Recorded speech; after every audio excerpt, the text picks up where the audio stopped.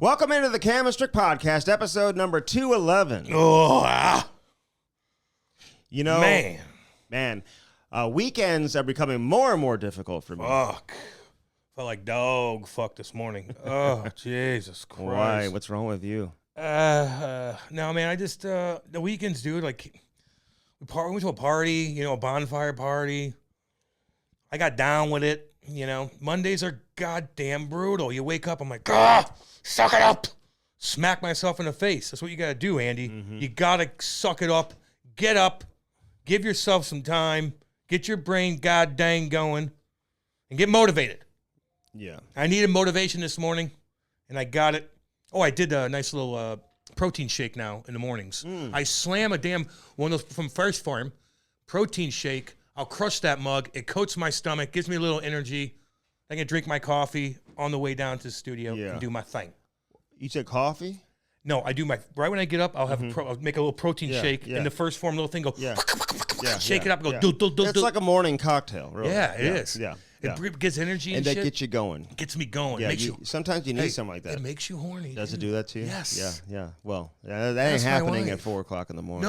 No, but I'm just saying, like, it's still in your system. Like, you're feeling a little groovier throughout the day. I like that feeling. Well, it does that. I know that feeling. I know. You're like, Kate takes one item of clothing off. I'm like, boner central. I'm like, get over here. God dang. You know how that is. Yes. Damn. But man, I felt like shit. I had a great weekend, dude. What'd you do? Well, fall was in the air. I'm loving the leaves. The wife and I had a date on Saturday. We actually cute. Had a babysitter. So that was nice. What'd y'all do? I mean, listen, every time we get a babysitter, it's just like, we just go, Did you get a hotel? No. Oh. To the hotel. I don't do the hotel. What I mean. I don't do the hotel in the same town where you live. I live in a hotel. So did I, but fuck that. Sometimes, now I don't need to do it because I don't have kids. But God, if I had kids, sometimes you go to the fucking Ritz, you order food. Oh yeah. You in that weird spot in your head with your wife. It's like it's like a new thing. Like you're away from everybody and you get horny, and it's healthy. It's healthy for you. This guy, I mean, he's a very nice guy. He's like in his low 20s. He keeps like asking me if he can babysit. And my wife is just like, no, I don't think that's a good idea. He wants to babysit my kids. Listen, is that weird? 20-year-old is this an dude, awkward situation? Andy, that's goofy. Okay, well, tell me what's going on here. Well, I don't know. He says he babysits all the time. I don't know. He's a nice kid. Excuse me. He works at the radio station. I don't want to go anywhere beyond know him? that. Probably, yeah. He works at a radio station. Yeah, but let's not play that game right now. Just okay, take that. Okay. Take I that won't. For what it is. Yeah. And he's in his 20s. He's like, a great kid, and he wants to babysit I told my wife, I said, I found a babysitter. She's like, who is it? I'm like, it's so and so. He's like 22 years old. She's like, what? No, not. What, you gonna put my daughter's pajamas on? Like, not happening. I don't know about that. And you know what? Like when I was 22, well, I didn't need to make money. I mean, but if somebody asked me to, I'd be like, no. You could pay me $4,000 to babysit. I'd be like, no. My babysitting career ended at like 11. You babysitted people when I was a kid? Really? Oh, at the pool. I never did. Oh yeah, like no one's letting me babysit. If you're playing with a kid or whatever, and then all of a sudden the mom they say, hey, will you watch the kid for a little while today? And I told her to go fuck herself. Would you? Yeah, watch your. I'm not babysitting, dude. Never would babysit. So I think I did it once or twice at the house. I would take your kids out to eat or something, or tie something like that, or take them to the rink or something like that. But not at the house watching movies with them like a fucking. That's goofy. My kids don't really need. Like my 11-year-old, she was out of town. She was out of town. But she can babysit. She went to Innsbruck. Was very nice, by the way. Awesome place. Yeah, her friend's got a nice lake house over there. Oh, really? Yeah. Fucking badass. Yeah, It's about an hour away from St. Louis. It's real pretty in the woods. Yeah. I like those cabins. I told you I like to be in a cabin, not too big. I don't want neighbors. I want to be able to see the water. Yeah. I don't need a big dock, but I want a dock. You don't need a big boat, but I want a boat.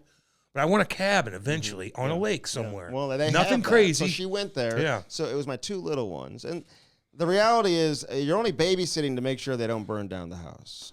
Okay, like they don't need you to do they know how to do everything around the house. Okay, like what, the bills and stuff. No, they don't do that, but they can if they're hungry, they know how to get a snack. If they want to watch TV, they don't know how to turn the TV on. So what do you do? If they want to why can't they just go to bed, they can go to bed. Yeah, but they can't watch themselves. Ivy's way too small, right? Well, way too little. They're 8 and 6. It's probably a little young. Too young. Yeah, okay. Probably a little young. I'm out of the loop, baby. No, I have know, no idea. I know. So anyway, so you say no on that. A 22-year-old kid, boy, wants to babysit your 2 daughters. I thought it was weird that he volunteered to ask. I got to be honest. It's goddamn weird. And he's very serious. 22 years old? I don't know how old That's the he last thing I want to do. I don't care if I needed to make money. Mm-hmm. I don't think I'm going to babysit children. And I don't think anybody would let me do that. I had another traumatizing event happen. What? So Ty says to Alexa yesterday, like, he's like, hey, did you know? First he tells me, he's like, did you know that Santa Claus, his first stop he makes is in New York City? I was like, oh, cool. Oh, boy. Okay. He's going to be... So he goes, Alexa, where does Santa stop? Where is Santa's first stop on Christmas? And I swear to God, Alexa says, Santa doesn't exist. That bitch. I'm like, oh, my God. The house goes quiet. Everybody's stunned. Why is he talking to Alexis anyway? What's Alexa, her name? yeah. Why is he talking to My that Alexa chick? is very hot. Mine sucks. Really? Yeah, she's a bitch. No, she doesn't know anything. No, she talks to me about a number of things. Mine ignores me. Mm-hmm. She kind of chirps me a little bit. But mine's not hot. Can I sue? Like, is that really happening? Can you sue? Well, I don't No, understand you how wanna be they gutless like that? would answer a kid like that. Ty's going to know here soon that Sandy don't exist. Because Ty's going to walk downstairs and see you wrapping a damn presents at 4 o'clock in the morning. And he's going to figure it out. I don't wrap those. Listen, he's already talking to kids in school. There's always a kid in every class that's young that has an older brother that's like, no, dude, Sandy don't exist. It's your mommy and daddy that get up in the morning. Here, you'll notice it. And every year, they're going to notice it more and more. So who cares? You ready for the third traumatizing event? Very traumatizing Would you fall? weekend. Would you fall or something? Fall off your scooter? So, they're having their 6U games now for hockey, right? Mm-hmm. And Ty is on the aggressive side. He likes to just get after the puck and he's bigger than some of the kids, so he may bump you and the kid falls down or whatever. He may push a kid down occasionally, but never. If it's ever dangerous, I would certainly get involved and be like, dude, crushing a guy from behind, close to the boards, or something like that. Using his stick. Yeah, using a weapon. Yep. So he was kind of tangled up with this kid, pushed him down. This dad skates over, grabs my son by his jersey, Cam, and picks him up by his jersey, yells at him. Ty's crying hysterically on the ice. No. Oh yeah. And see, these are the guys they're gonna try to turn my kid into a softie. See that? What'd you do? I was like, what's the problem? And I was like, were you in the stands? I was on the ice. Oh, but I really wasn't paying attention to what was going on at that point in time. So what do you do exactly? So you picked Ty up by his jersey and picked him off the ground? Parents saw it in the stands and they came up and asked me about it. Picked him up. Do I need to start coming to these motherfucking things? You may have to start coming. So, do you need me? So I said, what's the problem? What's the problem, sir? Don't touch my kid anyway. I was like, don't put your hands on the kid. Don't yell at my kid. Or yell at my kid. I'll do that. You come tell me. I'll do that. So they're all lucky. I have bad sperm. You're all lucky. He goes, he's checking kids. I was like, well, just come tell me. I know. So anyway, we got through that, and he tried to play nicey. A couple times later on. So the guy made Ty cry. Made him cry. I don't like that at all. He's an orthopedic surgeon. I don't give off. What the fuck's he gonna do? He's very. He doesn't know shit about hockey. He doesn't know shit about hockey. I was told that. He doesn't know shit about hockey. Don't yell at my kid. That's one thing I'll never do. Don't yell at my kid. I would never yell at another kid. Unless you're a legit coach, and it's and you're older. And there's maybe 2 or 3 of... Just be like, hey, Ty, just calm down a little bit. Yeah. You don't yell at my... Oh. No. Do I need to start coming out to these goddamn things? It's at 6:45 in the morning yesterday. Oh, Jesus. So that's perfect for you. I don't like that. No. I got it on video. Do you? Yeah, I got to see this now. Oh, Jesus. I don't listen, all you guys out there, just watch that with other... I know he might have hit a kid. Oh, I know. But don't ever yell at a 6-year-old. That's not your son. Can I tell you this, though? Don't ever touch Last a fucking year kid either. Was his first year playing, and there were second-year mini-mites, and they were the bigger kids, and they were knocking my kid down. Yeah, and so what? I tell my kid to get up. Get up. You're all right. You're okay. I don't like it, And I could just be petty on this, and you know what? Some of you guys out there are like, Cam, you don't understand. You don't have kids. And I know. Mm-hmm. But, I got yelled at, but my dad would have been pissed. I remember in football one time, I told you, my dad was watching football practice, and one of the coaches Got you pissed at me. Grab my fucking face mask. You don't do it. It's very dangerous. And you ripped my fucking neck around. Oh, and my God. dad gets out of the fucking truck. Goes, what the fuck is it? Oh God. Was he in the truck? Yes, and watching me in the truck. We never say that. Like where I came from, like we never say like he's in the truck. We call the truck like the car. No, my dad had a truck. Always had a truck. Like the truck. He had a fucking Dodge Ram because he had a big rig on the back of that for waterproofing. What's in the back of the truck? Sunflower seeds. The back of it was all in the bed. Waterproofing equipment because he waterproofed, and so he always watch my football practices, sat in the truck and listen to whatever, and he'd watch me, and one of the coaches grabbed and he got fucking pissed. Did he get out of the truck? Yeah, I was 15, 16 at the time, and I'm an older kid, and my dad didn't like that, and he's not soft about any of that shit, man. You know, I went through a bunch of shit, but yeah, he hated that. You don't touch. No. You could yell. I mean, I got yelled at. Who cares? He's a man. You don't touch, though. Yeah. And at 6 years old, I don't like that. Especially an orthopedic. You don't know fuck from shit about hockey. Shut the fuck up and clean some teeth. So, well, that's an orthodontist. Whatever. But, you know, I guess an orthopedic could clean teeth at the same time. Hey, you better be able to clean teeth. You're fixing teeth. Clean the damn when thing. When I was playing football, I started on both sides of the ball, Cam, as you know. Yeah, you did. Cornerback as well as wide receiver. Hell of an athlete. But we were told don't ever pick up a teammate by his face mask because it's dangerous. You can hurt someone's neck. Yeah, you can give him a pointer in the back. You can do something. A pointer. Yeah, it's whenever you put you never hit anybody, but when you put your head down and you get a pointer in your neck, you don't want that. No. Yeah, you don't grab a guy's face mask and rip their neck around. You just don't do it. Mm-mm. So I'll start coming out to the practices with you, Andy. Okay, good. You need a little help. We'd love for you to come out. You got to put skates on. Well, no, they're not always at 6:45. Well, am I going to go out there with my shoes? But his grandma came to the skate though, and she was not having it. Ties? Because she turns into the old like hockey mom. You know what I'm saying? It's all right. She's like, "What did he just? He just grab him?" I know. So then I start getting more and more upset because like she's getting up. You know, I'm like, It's like this guy's yelling at my kid. Doesn't even know anything about hockey. He's yelling at my kid. Like, what? What's going on here? Would you ever do that to somebody else's kid? No, I'd actually. No. I mean, if the kid baseball batted somebody, you'd be like, whoa, okay, stop that. Stop that. That would be illegal. But they run into each other. Who gives a damn? I'd be like, hey, it's okay. Ty, just be it's okay. Mm-hmm. Just don't hit from behind. Like, teach him. You yell at him, and he starts crying. Now he's not going to want to go out there anymore. I know. Like, that's... I got my Christmas lights up. Yeah, I saw that. Kate and I are doing it this weekend. Who's doing it? I got a guy. You think a company probably? Yeah, you think I'm going to go on my roof? Yeah, right. You ever been on the roof? Not in my house. You die. It's so pointy. Oh, pointy, yeah. My roof is on like it's the I scariest get those damn thing in the roofers, world. man. I see those dudes. Fuck that, no. I ain't doing that shit. That's a tough gig right there, man. And not to mention if you're a roofer, and I got my buddies that own roofing companies, just the people that you have to deal with coming in and out of the job site, just dipshits out the wazoo that come in. I'd be the one to fall off. They fucking, you own a concrete company, you own a roof, y'all know what I'm talking about out there. Mm-hmm. You have to hire the biggest dipshits, and they'll fuck you over. They'll be late. You'll find a couple good ones, and you keep those guys forever. But the rest of them come and go. They come and go. Mm. They'll ask you for $100 because they have no gas money. You give them $100, you never see them again. Mm. It's a tough gig, man. Those guys bust their ass. Ooh, doggy.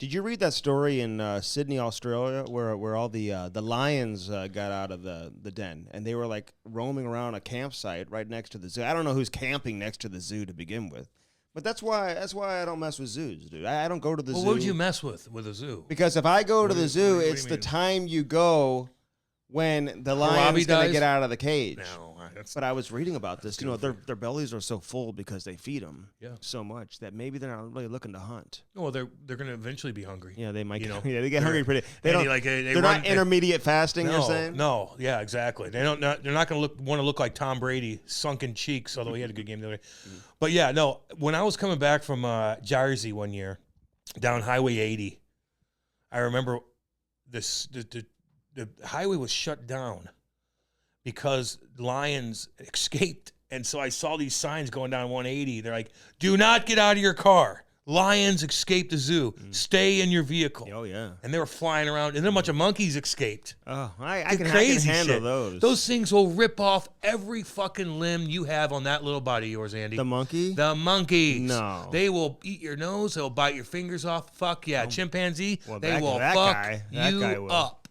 But they're kind of like humans. They will fuck you up. Aren't now, they? a little spider monkey's cute. There's a little Kiki those the little spider. guys. They're a little cutie. No, but you get in a chimp, they will fuck ass. And they run fast, too. Yeah, well, I don't know if they cover a lot of ground. I've seen. They could swing and jump. They're kind of like humans. Oh, really, Andy? Yeah. No shit, they are. You believe in evolution? God damn right. Do you? Fuck yeah. Some people don't. Yeah, I know. Okay, but yeah, I believe in evolution. Damn then what's the story with Adam and Eve? Like how that happened? Like the apple fell. That's like whatever. Well, tell me what happened. It's just a way of thinking. Where'd they come from? Nowhere. They just showed up. No, they didn't. They don't exist, in my opinion. Okay, now you're acting like Alexa. Well, I don't know. Like prove it. Like I believe Jesus existed, but I don't think he had powers. I think there's a guy named Jesus Christ back in the day that said the right thing and got a big following, and he died. And I don't think he rose from the grave or anything. How many Twitter followers would he have? Oh, fucking more than Justin Bieber. I think the Romans killed him. I think the Jews paid the Romans to kill him. I don't even know. But I do think there was a guy named Jesus Christ back in the day that people followed. Is that you hear that? But do I think Adam and Eve? No, I think that we came from fucking Africa and made our way up, and we were on all fours, and all of a sudden we needed to protect ourselves to the grass, so we found ways to stand up and walk on our hind legs, and then evolved after that. Then we started moving out of Africa. Then we started moving so far out of Africa. When did we start playing hockey and when stuff? we moved out of Africa, when did that happen? They went up through Russia, and then they went through Russia, and they walked across the strait up there to Alaska, and then the ice age melts, and they make their way down to the United States, and then we have people in North America because coming through Russia. Like Lewis and Clark and all that. That's this is 100,000 years ago. Lewis and Clark happened 200, you're goofy. I'm asking. You're goofy. No, like Lewis and Clark came through where I live now, and they went up the Missouri River, and that was they found what, Pocahontas or Sacagawea. I love her. And they saved their life. No one died on that trip. That Meriwether Lewis and William Clark, no one died. They would walk their boats on the side of the muddy Missouri River because they couldn't even get up. They would have to drag and go in the mud and just walk the boats up the Missouri. Oh my God. Nasty snakes and shit and floods and all that, and they still survived. Not to mention you got Native Americans that wanted to kill you. They weren't wearing like Timberlands. Shit, no, dude. But they were very smart, and that's the westward expansion, man. They went all the way to fucking way the fuck out there, and they all survived, and they wrote it all down. And apparently, as a Pocahontas Sacagawea, they had all this diary, and all of a sudden the canoe tipped over, and she jumps in and saves. And eventually, all the document. Tom Sawyer and Billy the Kid and all that stuff comes around. Yeah, whatever. Right. That's Mark Twain, Tom Sawyer, and then Billy the Kid. Billy the Kid's real. I fucking heard. right? And so you don't think Tom Sawyer is? That's a made up. That's Mark Twain. Okay. It's a Mark Twain. Like I think Tom Sawyer would be a guy on the banks of the Mississippi doing their thing. Yeah. Because Hannibal, Missouri is like, they're all from there. I know. Mark Twain. Yeah. Mark Twain. But, that's a character in a book, goofball. But goddamn Billy the Kid, damn right. And there's a picture of Billy the Kid back in the day. He'd fuck you up. He's just he looked like you. He's kind of goofy looking like, and he would he would kill you. He would. I'd love to go back in time. I would love to see different things. All y'all out there. I would love to go back and see how these goddamn pyramids were made. That'd be probably my numero uno. How the fuck did you do that? The Egyptian pyramids? Yes, the Pyramid of Giza. All those pyramids. Yeah. How the fuck did you do that? It's one of the seven wonders, Hell yeah. How the fuck did you do that? Not to mention, I'd like to go back in time. Kind of like go back in time where you're going to be safe. And if I just snap my fingers, I could leave whatever situation I'm in and go back to reality. Wouldn't that be all? I'd go back in the Western fucking times, dressed like a shit kicker. That's where you'd want to go? I'd like to do all kinds of different things. I'd love to go back in the Roman days. I'd like to go back in the Renaissance era and visit castles and see how kings did their shit. I'd love to go back in the goddamn Wild West days with Billy the fucking Kid and do some things. Rob some fucking Jesse James. Rob some fucking trains, baby. Get down with it. Go to saloons. Pick a bar fight. Jesse James, that's Jesse who James, I'm a badass. I was thinking of him, too. No, he's real. Jesse James is badass. He and I would be tight. You guys would be. We'd probably hang out together. Jesse James died a weird death, man. How'd he die? He got killed by one of his followers that was jealous of him. Watch the movie. Brad Pitt's in it. Fucking fantastic. What's the movie called? Jesse James. Really? Assassination of Jesse James. Jesse James, now he was from Missouri where? boy. What's he? Yeah, I think he's a Missouri. I don't know if he's from Missouri. Because that's why Brad Pitt probably played it. He probably, his ancestors probably knew him. Brad Pitt went to Missouri. He's from Missouri, Springfield. Springfield, Missouri. Yeah. A lot of interesting shit, Jesse James was a tough ass dude, bitch. Yeah. That's a cool name, too. Jesse James? Yeah, and then the two first names. And then the Jesse James is the one dude with the motorcycle that fucked over Sandra Bullock. He's actually kind of a cool cat. Oh, really? He took that off the chin, that whole situation, man. And he's like, fuck, man, I fucked up. I have demons, you know. Demons. That's amazing. You're just a man full of history. I don't know. I just. That's Missouri history. I'm not really. a history buff. I didn't go to school for it. I'm just interested. And I'm interested in that kind of shit. It's interesting to me. History is interesting to me. Sometimes it's more interesting than fucking hockey and shit. I like that kind of stuff. I want to throw this out there before I forget because a lot of people are asking me, like they want my recipe for my mashed potatoes. I've sent you a couple of people who have asked. Why would you even? I just want to. I'm gonna put a video out showing. I'm gonna have Cam come over and actually be my assistant. Oh yeah, I'll be over there for the video. Just like hand me things, like if I need like the butter or something. Yeah, your like sous chef. Like you'll hand it for it. So hand me the kale. Okay, hand me the. Other leaves. So I will. I know a lot of people are asking. These are award-winning mashed potatoes. They're very good. I'm going to do a video. I'm going to put it on YouTube, and then people can see it, so they can kind of follow along as we go. So when are you available to come over? Sometime around never. And shoot that. Sometimes when? Around never. Well, that hold your breath. I'll be there. Yeah, I did a cameo the other day too. I didn't even know they still exist. Isn't that amazing? I didn't check my cameo. Isn't that amazing? Yeah. So I want to let the people know, hey, our cameos are definitely available. Dude, for the holidays especially. Fuck, I don't even care. I'll give you a 5-minute if you want to do it. If not, I forgot about it, to be honest with you. But like 5 months ago, Andy, remember, we're on cameo. Oh yeah. I had some girl in Chicago. You can't say that. I didn't mean to say that. Because, you know. I know. I had some girl, lovely woman in Chicago when I first got on Cameo. She'd call me. Would you hire her? Every 3 days and explain different things. And I had my, I know other people have this too. But you have like your own personal assistant. I'm like, damn, I'm really going to monetize this fucking thing. I'm going to make some money and do it right. And then I just stopped. Did people stop doing it? I don't know. Maybe I forgot. I don't even look at it anymore. Why is Elon Musk making everybody all angry? Like, what's going on? Because everybody gets angry about everything, Andy.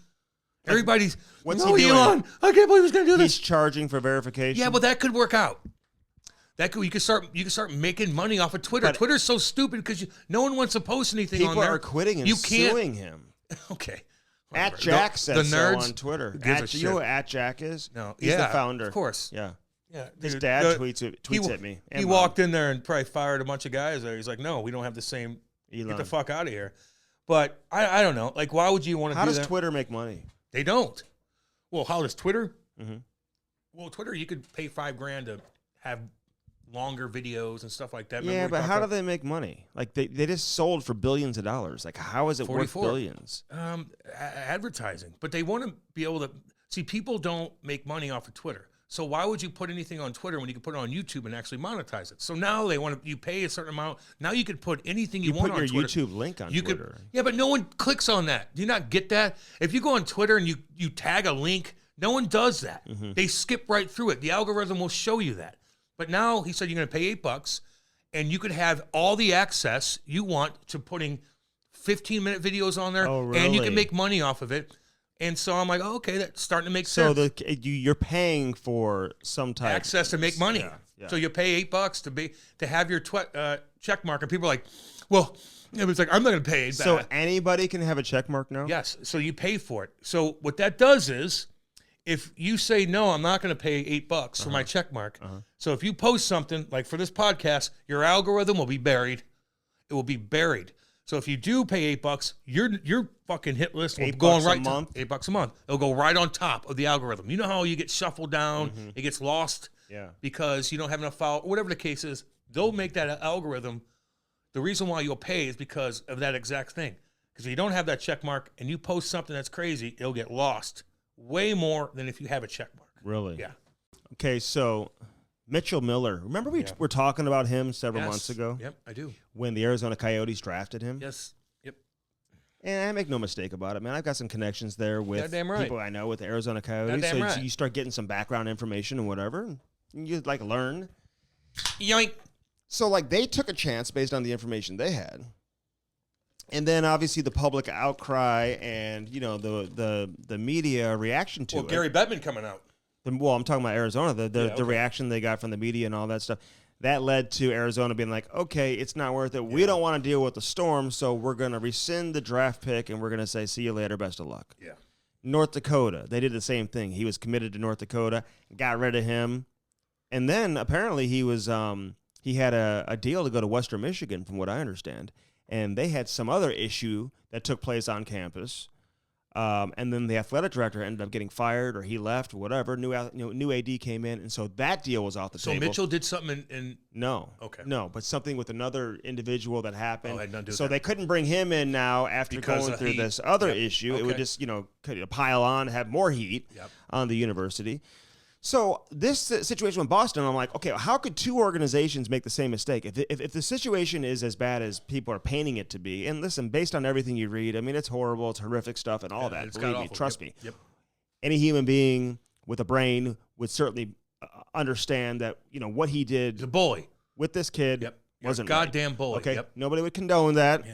So we want to get that out first and foremost. But these are two NHL teams that do a lot of homework, Cam. They do. They don't just call you up and be like, okay, we want to sign you, and then sign you the next day. Where they actually have him on the ice. He was practicing with Providence. Yeah. He's in Providence, like skating. He signed an NHL deal, right, with Providence. Yep. So probably a two-way deal, whatever. Yep. He's got a lot of talent. Broke the USHL record for goal scoring and points. For a defenseman? For a defenseman. Yeah. A little bit older, he's a good player. But still, he's a good if he player. wasn't a good player, wouldn't he be talking about him? And, people fully believe, who have seen him play and watched his development over the years, that he certainly has NHL potential. I mean, just goes to show you he was drafted in the 4th round. But for another organization to now sign him after they do their due diligence, so now you have two NHL teams, Cam. One team drafted him, another team signed him. So what do they know that allows them to be comfortable bringing him on board, only to succumb to the pressure that they're getting on the outside from the media to say, okay, no, we can't do this? You think they would have thought that through. One thing that's not out there either, the Boston Bruins, from what I understand, sources say, had Mitchell Miller meet with Willie O'Ree, who obviously has strong Boston Bruins ties and is the first African-American or first black player in the history of the National Hockey League. Mitchell Miller and apparently Isaiah had been talking several times. I know there's this idea out there that, he hadn't apologized. And listen, I'm not making any excuses. I'm just passing along the information that I've been told. Again, this was a case that went before a judge.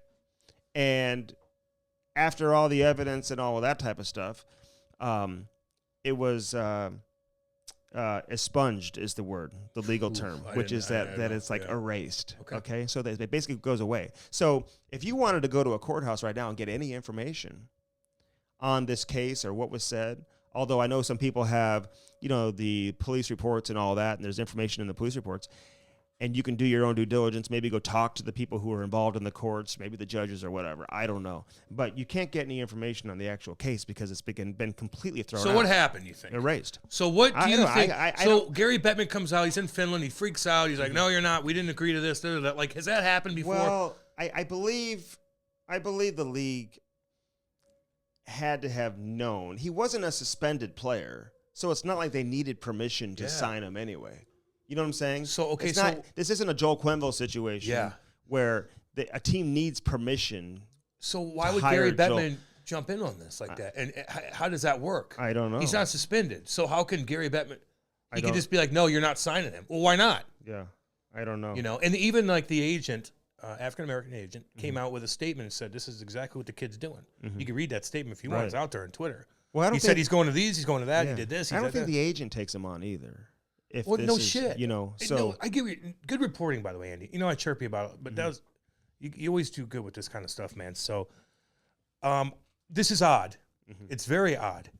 The kid is he was crazy. He did a crazy ass thing. I don't it's know a if weird. he was crazy though. I mean, It's just like I don't. okay. I don't know if it's kids being kids. This is maybe going over the top. I know, but this has been reported as a racially motivated story. Here's what I thought. And apparently, the judge said he didn't feel that it was racially motivated. And it's a judge saying that. They didn't seek out Isaiah purely because he was black, based on what I'm being told. Because at first, the other kid that was involved, named Hunter, he went to his sister. Yeah. She wouldn't lick the lollipop. Well, no and shit. then they went to a second person by the name of Brandon. He wouldn't lick the lollipop. Brandon. So by the time they got to Isaiah, he was the third individual. Okay. So it wasn't but even before I just heard what you said, though, like it felt that the story was they took this kid, they brought him in the bathroom, they make him to suck on this sucker, and then they beat the hell out of him. That's what the story I heard. Right. When you hear about this kid, is they took this kid, and they brought him in, they forced the issue, then they kicked him and beat him up. Yeah. And I'm like, this is fucking terrible. Right. But that's not the case. That's not what I'm being told. Okay. By people with firsthand This knowledge is odd. of what happened. So I'm not saying what did or didn't happen. I'm just presenting some factual evidence that's been given to me that I'm passing along. I do find it interesting that Patrice Bergeron, Nick Foligno, I know they didn't seem that they were okay with it. Well, do they know the kid? I don't know. What if what if he just fucked up and he's a good kid? Like, how do you? And it's a big fuck up, man. Like, listen, bullying and anything that's going to have lifelong effects on the kid.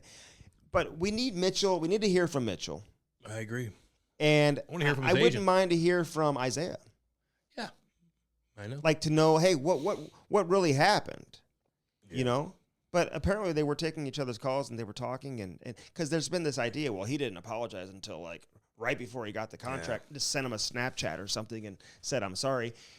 He originally apologized because I think he had to apologize to his face with school administrators in the room too, which he had to do originally. So I'm up for second chances, man. I am. It's very confusing. I've never known. Is this a case of terrible kids doing terrible things? You know what I mean? Or is he a bad kid? I don't know. I don't mean terrible kids. You know what I'm saying? Like kids do some crazy, stupid, mean shit. Yep, I know.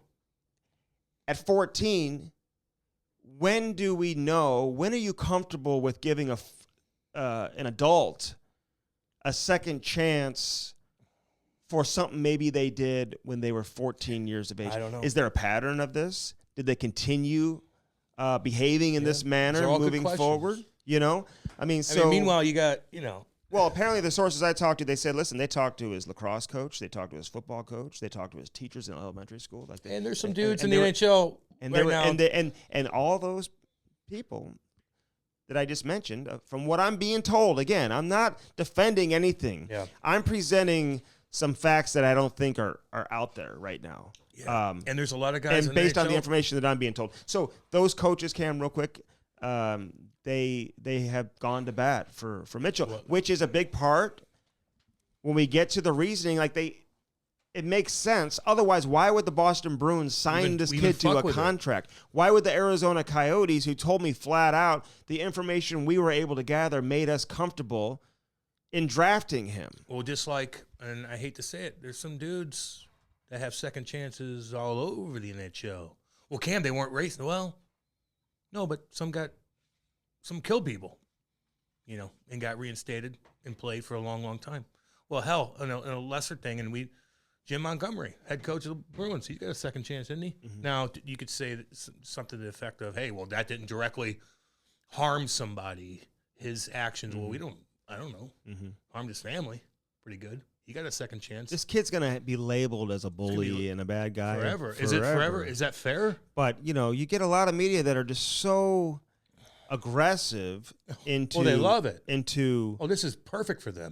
One thing that Cam Neely said in their press release, and I don't have it in front of me, but he said something along the lines it's a good message for families and parents, be careful what you do as a kid because it could have life-lasting... Yeah, just like if you have a bad tweet when you're 14, you'll get fucked. It's okay, you're why are they now blaming Mitchell again? This is a lesson. You're trying to teach Mitchell. You just signed the guy to a contract. Then you fucked and you said no. And now everyone's coming after you, and now you're saying... That's odd. And now you're saying, hey, This is a lesson for everybody else. Well, it's kind of a lesson for the Boston Bruins then, too. Then don't sign his ass. Don't sign him. But you get all the sports psychologists. You get everybody involved. The owner. You get people with the owners. You get the general manager, the president. And I know Gary Bettman didn't maybe sign off on it or whatever, but from what I understood, the league was made aware that they were going to sign him. And again, he's not a suspended player, so they don't need permission to sign him, as evidenced by the contract being registered, Cam. Yeah. The contract was registered, and he reported to Providence. It's in the odd, American League. It is odd. So, I don't know. The kid could be a dipshit. So I'm not going to give my opinion on Mitchell Miller, whether he's a terrible kid, bad kid, good kid. I don't know. I don't know him. But all I'm saying is I'm reading. I've read so many reports today, Cam, so many stories. At least a dozen stories about Mitchell Miller and this Boston Bruins situation. Every single story presented the same information. There was nothing new. I know. Funny how that works. Hey, welcome. That's what they do. Yep. Welcome to the media. So everyone's like just doing the same thing. Welcome to the media. But there's got to be more to it. It doesn't make sense. You can't have two teams in the National Hockey League either draft or sign this kid, unless, especially it's not Connor McDavid. After doing their own due diligence, dude. And they felt comfortable enough with the information they had to draft him. I don't know. And then to sign him, like. Why would they do that? Up. Why'd they do that? It's odd. Very odd. So, I don't know. Now you're going to have to get the NHLPA involved because, I don't know if there's necessary cause. I don't know how all that works, in terms of him being released from his contract. He's got a contract. So this story is far from over. Yeah, it's interesting. And I think there's way more layers to it. There's a whole other side of the story. I think the only side of the story that's been presented so far has been Isaiah's story, and it's been told through his foster mother. You know what I mean? And I'm not disparaging that whatsoever. I have to feel like I have to keep saying that because people are going to try to twist my words around. I'm just saying. I got somebody yelled at me on Twitter last time. When you do the reporting on both sides of the playing field here, I think then maybe you learn. There's a lot of information to go around than maybe what's been out there publicly. Good job on this research, though, Andy. Seriously. So I chirp you, but you do good on this stuff, man. You do really good. Good journalism right there, baby. So I mean, better than everybody else doing. And somebody else show me some new information. And I would imagine Eustace King, the agent, for Mitchell Miller, who again has represented a number of black players. From Wayne Simmons to Chris Stewart to Anthony Stewart. I mean, I can go down the line. Yeah. Okay. He seems like a pretty cool guy. He played at Miami of Ohio. Yeah. I would imagine his kids are playing too. He's got kids that play. So I would imagine he's going to speak publicly, and you're going to hear from him, and you're going to hear some questions. You're going to hear some questions that I want you to interview him, Andy. I don't want anybody else interviewing him. Fluffy ass bullshit. I want you interviewing him. And just that's what I want, baby. Provide a. I ain't gonna do it. Provide a factually based timeline of what happened. Yes, exactly right. So, anyway, where do we go from there? Is everything okay in Toronto now? Yeah, whatever. I just want. Everything's okay with Toronto. I just don't like piling on. I like the clip where I guess I was chirping. Who did I chirp? The blonde haired kid up there. What's his name? Nylander. With the hair? About being in Tim Hortons. I don't want to pile on because everybody does that, but you know what? This Auston Matthews, though, he got bashed by Rupper. He got bashed by a fucking bunch of people that we, Okay, so you're talking about the situation against Philadelphia where he kind of started some shit swinging his stick and then kind of just stands Connectity, whatever his name is. Yeah, Connectity. Little small kid's like, fuck you. Yeah, right. And then he's like, starts laughing with his earrings in. Right. And then everybody else has to jump in and fight for him. Can I ask you a couple of things about this? I don't know. Because I looked at it a couple different ways. I mean, he's Auston Matthews isn't a small guy. At some point you got to defend. But what do we need to see him defend himself for? Is it to kind of show that he's tough? Is it like for me watching it, Cam, live, actually? Yeah. That's kind of what I expect from Auston Matthews. Yeah, so I get I didn't expect him to drop his gloves. I'd be freaking out if that actually happened. if he started throwing bombs and started getting involved. Like he never gets involved. So, the idea that all of a sudden now he's going to, it's just not going to happen. But you can't just stand there. And everybody else fights. It's a bad look. It's a bad look. I'm not getting, right. I'm messing my hair up. He's not an 18-year-old rookie. Yeah, I know. Like, you know what I'm saying? 6'3". Like, it's Travis Connectity. Am I saying that last name right? Mm-hmm. Even McDavid gets involved. McDavid's like, fuck you. What are you going to do? Like, I don't mind that. Like, no. But Austin has that smirk.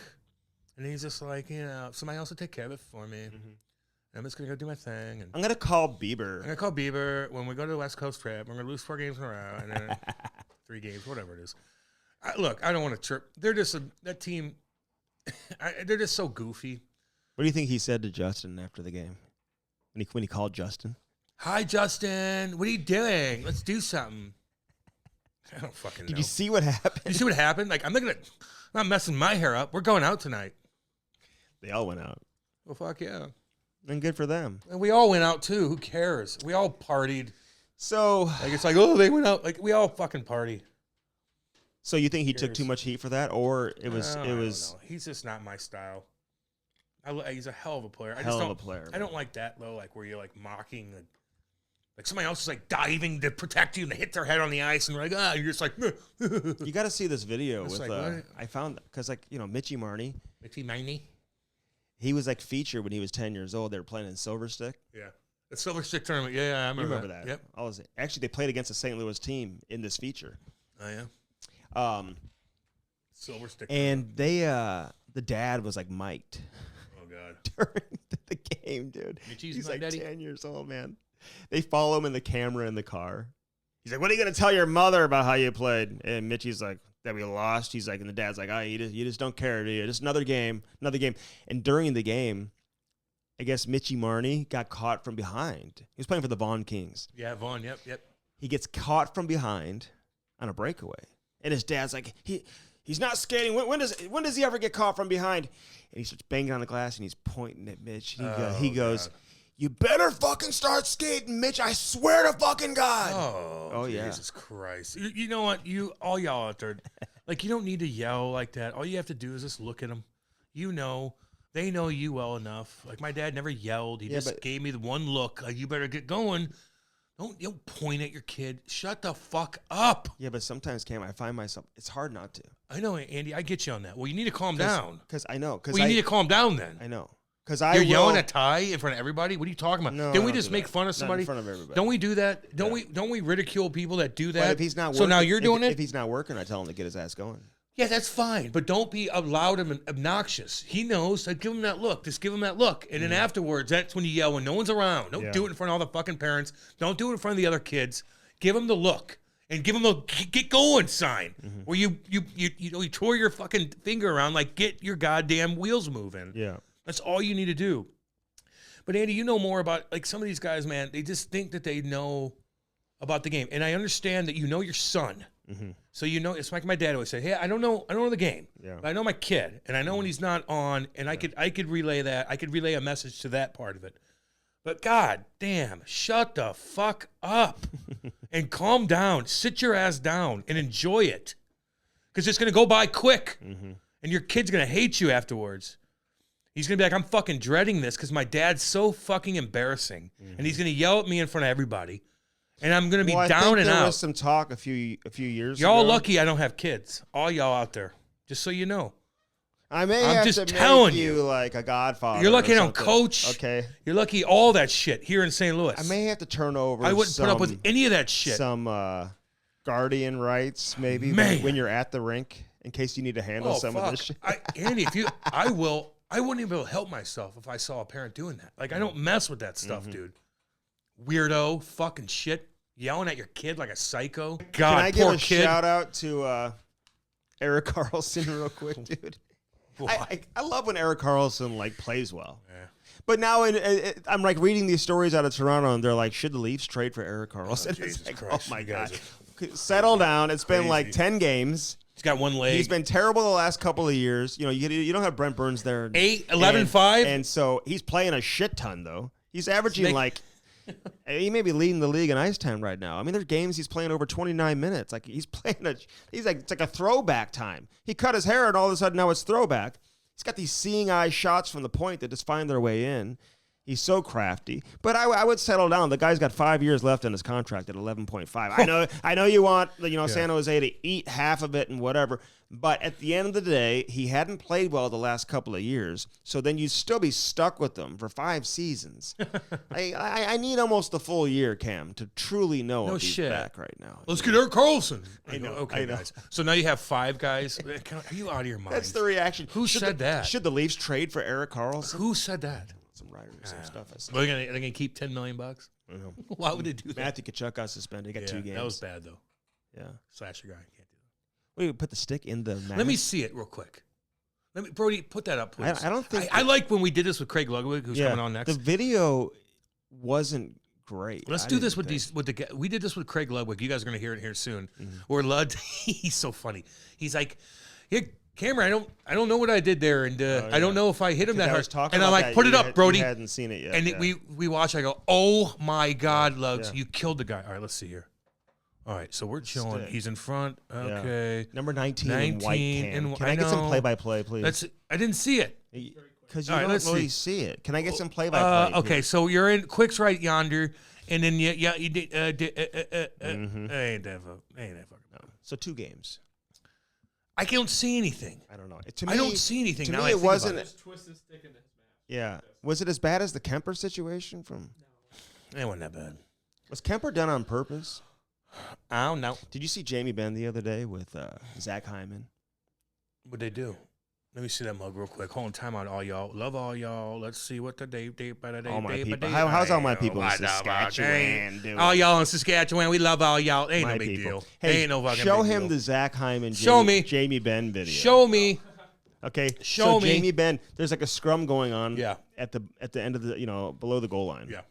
Deep in the zone. He's standing there above the circles with his arm around Zach Hyman. And it looks like he's like being nice.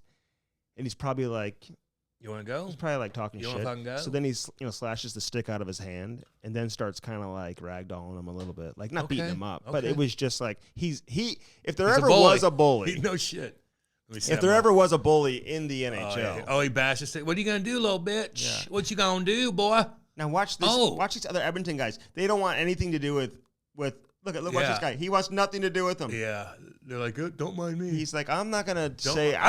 Fuck that. I like Jamie Benn. Me too. But I don't give a shit. Hey, but you look at the way Jamie Benn's like. There's games right now, like most games. Yeah, he's like playing like 14 minutes a game. His ice time's been, and so that's where I think as a team you get a veteran guy who still brings a lot to the table. In this case, he's your captain, right? So he's a big deal in the room. He's got a lot of respect inside there. Of course. And on the ice, he may not be the same player, so you just reduce his role a little bit. Yeah. And then I think he scored a hat trick. Sometimes he's doing his thing. Sometimes he can't play 20 minutes. Exactly. So you can't always force it. It made me think of like Ryan O'Reilly a little bit. Like O'Reilly's going to be he still has a lot of hockey left. Ryan O'Reilly. He may not have a lot of hockey left where he's scoring close to 30, and he looks pretty slow right now. I know, but like, so then and I love him. So maybe you don't try to force it and say, okay, well maybe he's not a top 6 center right now, but he can still find ways to impact the game. Well, that's why you don't sign him to a 4-year deal, taking face-offs and doing all that. He can blocking shots, penalties, block shots. Yeah, if you're a penalty killer, you got to roll, homie, just like Steiner. And he's a great leader. You know what I'm saying? Yep. So there's a lot of value, but like. I've always said this. You can never predict when a player's game is just going to fall off, man. You just never know when it's going to happen. I'm not so sure we're there yet, but at the same time, O'Reilly's ice time has been reduced. I mean, he's playing like 16 minutes a game. Yeah, he's dashed like 15 right now. Yeah, it's not good. I know. And he's blaming himself, as he should. Yeah.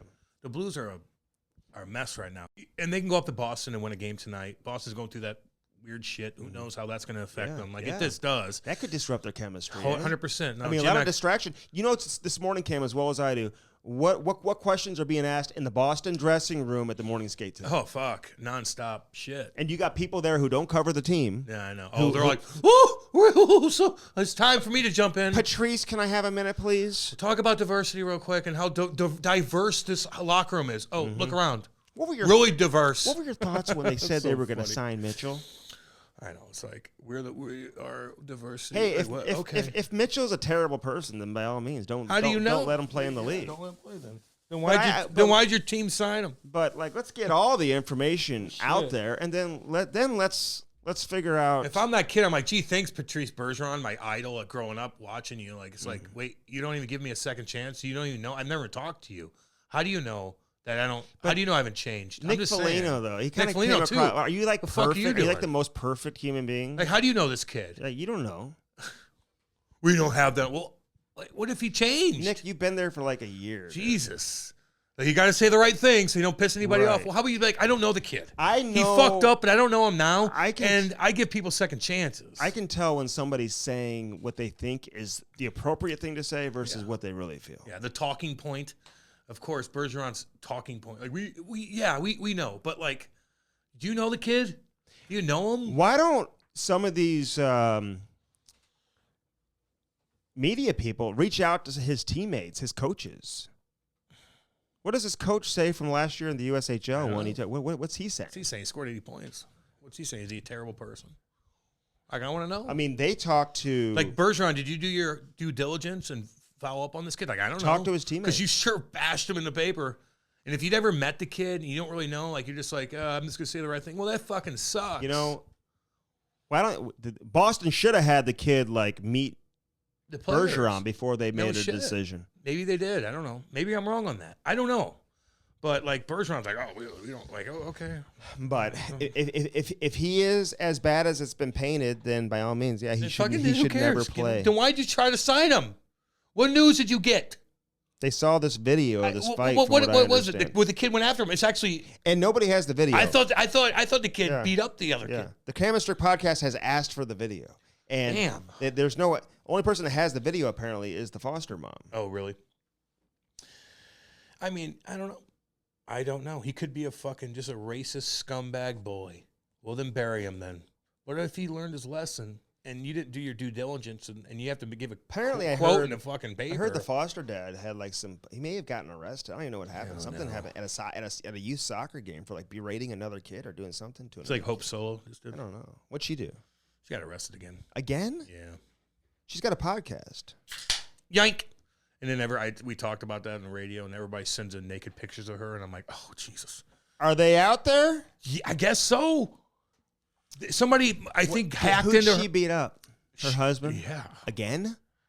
Look, no. She got into a fight at soccer. Kind of like Yeezy did. Fucking Yeezy? He's a fucking idiot, too. Yay. Like, don't even listen to that guy. He's out of his fucking mind. He's crazy. It's yay. Whatever.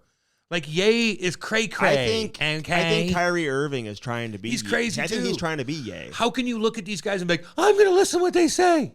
Don't. Hey, he wants to be yay. Who cares about them? Take out the thing what I said about the dad. I don't know what happened there, but I was told he got arrested at a fight. Oh, whatever. It's okay. But like, I'll let the agent tell some of these superstars, celebrities, like, you just fuck them. You know. I mean, LeBron James posted something about that police officer that saved that little black girl from another black girl killing her, and he goes, "This is the guy, target number one." Who is? He put a picture of the cop's face on Twitter and said, "He's next, get him." And the cop's like, and then all of a sudden he had to take it down and be like, "I'm sick of my people getting." I'm like, what the fuck are you doing? You don't remember that? Lebronny, you got to stay off Instagram. Taco Tuesday. Go fucking make tacos. You're 2-7. I don't know about that story, but anyway. Oh, well, it's there, homie.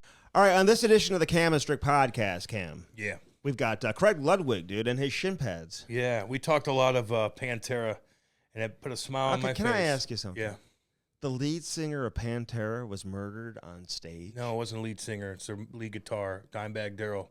Damn right he was. 2004 in Columbus, Ohio, by an ex-Marine that was pissed about the Abbott brothers breaking the band up with Phil Anselmo. Yes, that happened. Never happened before. It was fucking terrible. Have you seen the video? Yes. Really? Fuck yes. Somebody in the crowd shot him on stage. Yes. Came up with a shot and fucking put fucking while he's playing music? Yep. And then a cop comes and blasts a guy with a shotgun, and he's crying. The cop was crying like, "What'd I do?" I go, "You saved him. You saved lives." Because crazy. You think the military guy was going to kill? He's going to kill everybody on the band, people? the whole band. It wasn't Really? Pantera.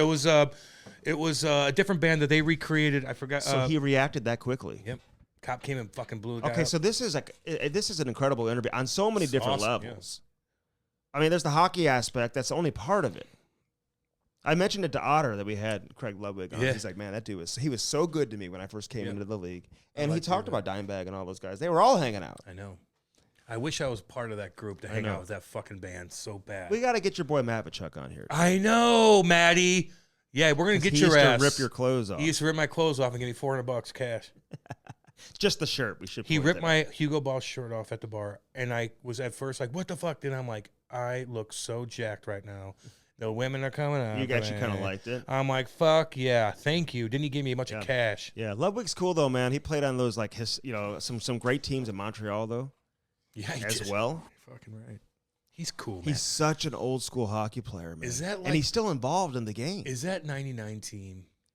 One of the Is coolest. that the one of the cooler, not best team, but the cool team with Hatch and Hawley and Modo and fucking Lugs and Lukowicz Belfour. and fucking Belfour and god damn. And then like Keener and then you had Jesus. Lang and Brunner. Lipper was there. Fucking loaded. Grant Marshall. Zubov. Zuby. Damn, boy. God damn. When the fuck's Zubov coming on our goddamn I don't know. podcast? We had him one. We had him. scheduled. I still got my notes down for him. Yeah. You know? I gotta give a shout out to the boys from Spittin' Chicklets too, man. Man, we love them, dude. Like, they're just our guys. We love them. They always pump our tires up. They don't have to. They fucking pump our tires up, man. Yeah. Even Grinelli, like, texted us just to be like, hey, man, could you get in? That's just, I like that, dude. Thank you. You don't have to fucking do that. No. You guys are the big dick motherfuckers. And you always talk about us, man. We love that. We'll never forget that, dude. I like it. I like it a lot, man. You want to get to the interview? Yeah. Well, first I want to talk about Hair Club because you had your hat off there for a minute. Oh, Jesus. It's okay, man. I know. And you know Tis what? the season. In the summertime, when it's warm outside, maybe I can get the top of my head tan. It doesn't look as baldy. Mm-hmm. But now that I'm pale Look as again, what? baldy. Baldy, yeah. And now that I'm pale again, it just sticks out a little more. Yeah, it's okay. Like, hi. Yeah. I still feel Here's tan. my bald I still spot. feel tan. You look tan, dude. Yeah, I still feel tan. You get outside, with the kids and stuff like that, you just kind of get a little bit more tan. Oh, is that how it works? Yeah, the You mean in the sun? Did you gain Oh. an hour of sleep, by the way? Did Fuck yeah. Did that fuck you up, or was Fuck that no. It's felt great. great? Didn't Great it? for me. Listen, getting up as early as I do, like I like when the sun's actually coming up. Fuck, the sun didn't come up till like 7:40 I the went other to day. bed at like 10 last night. Yeah. And I felt great. I mean, it was 11. You know what I mean? Like it was 11, but it's actually 10, I know. Cam. I know how it works. Damn. It's daylight savings time. I don't know if people like that or not. I don't mind. Well, it. in Edmonton, so now they're on standard times. Well, it's boring. It sucks because you're dark by 5 o'clock in the afternoon. That pisses people off and makes you depressed. But I like it when I'm an early dude. I don't mind if it's dark at night. Like I watch movies but like in the morning I need to get the fuck up and need that sun in my face so I can get going and entertain. The Hallmark movies have started, by the way. Yeah, you probably like that, don't Candace. you? Ivy and Laurie were watching movies yesterday. It's too happy for me, I like when people go through bullshit. It's too happy. Although I do like looking at Christmas stuff when it looks cute. Is it too early for that? I'm a holiday kind of dude, man. Yeah. Like I love it. I love walking in the house and having like Christmas stuff up or like Halloween stuff. I think we should 4th have of July. a gift exchange this year. You should actually get me something. Okay? All right. What do you want? Jesus. Ty wants a video game system. My kids do. Well, I ain't getting them that. Go ahead and try to find a PS5. Oh, really? I don't know if they're like out of stock, but I got one. I haven't hooked it up yet. Mm-hmm. But yeah, they're.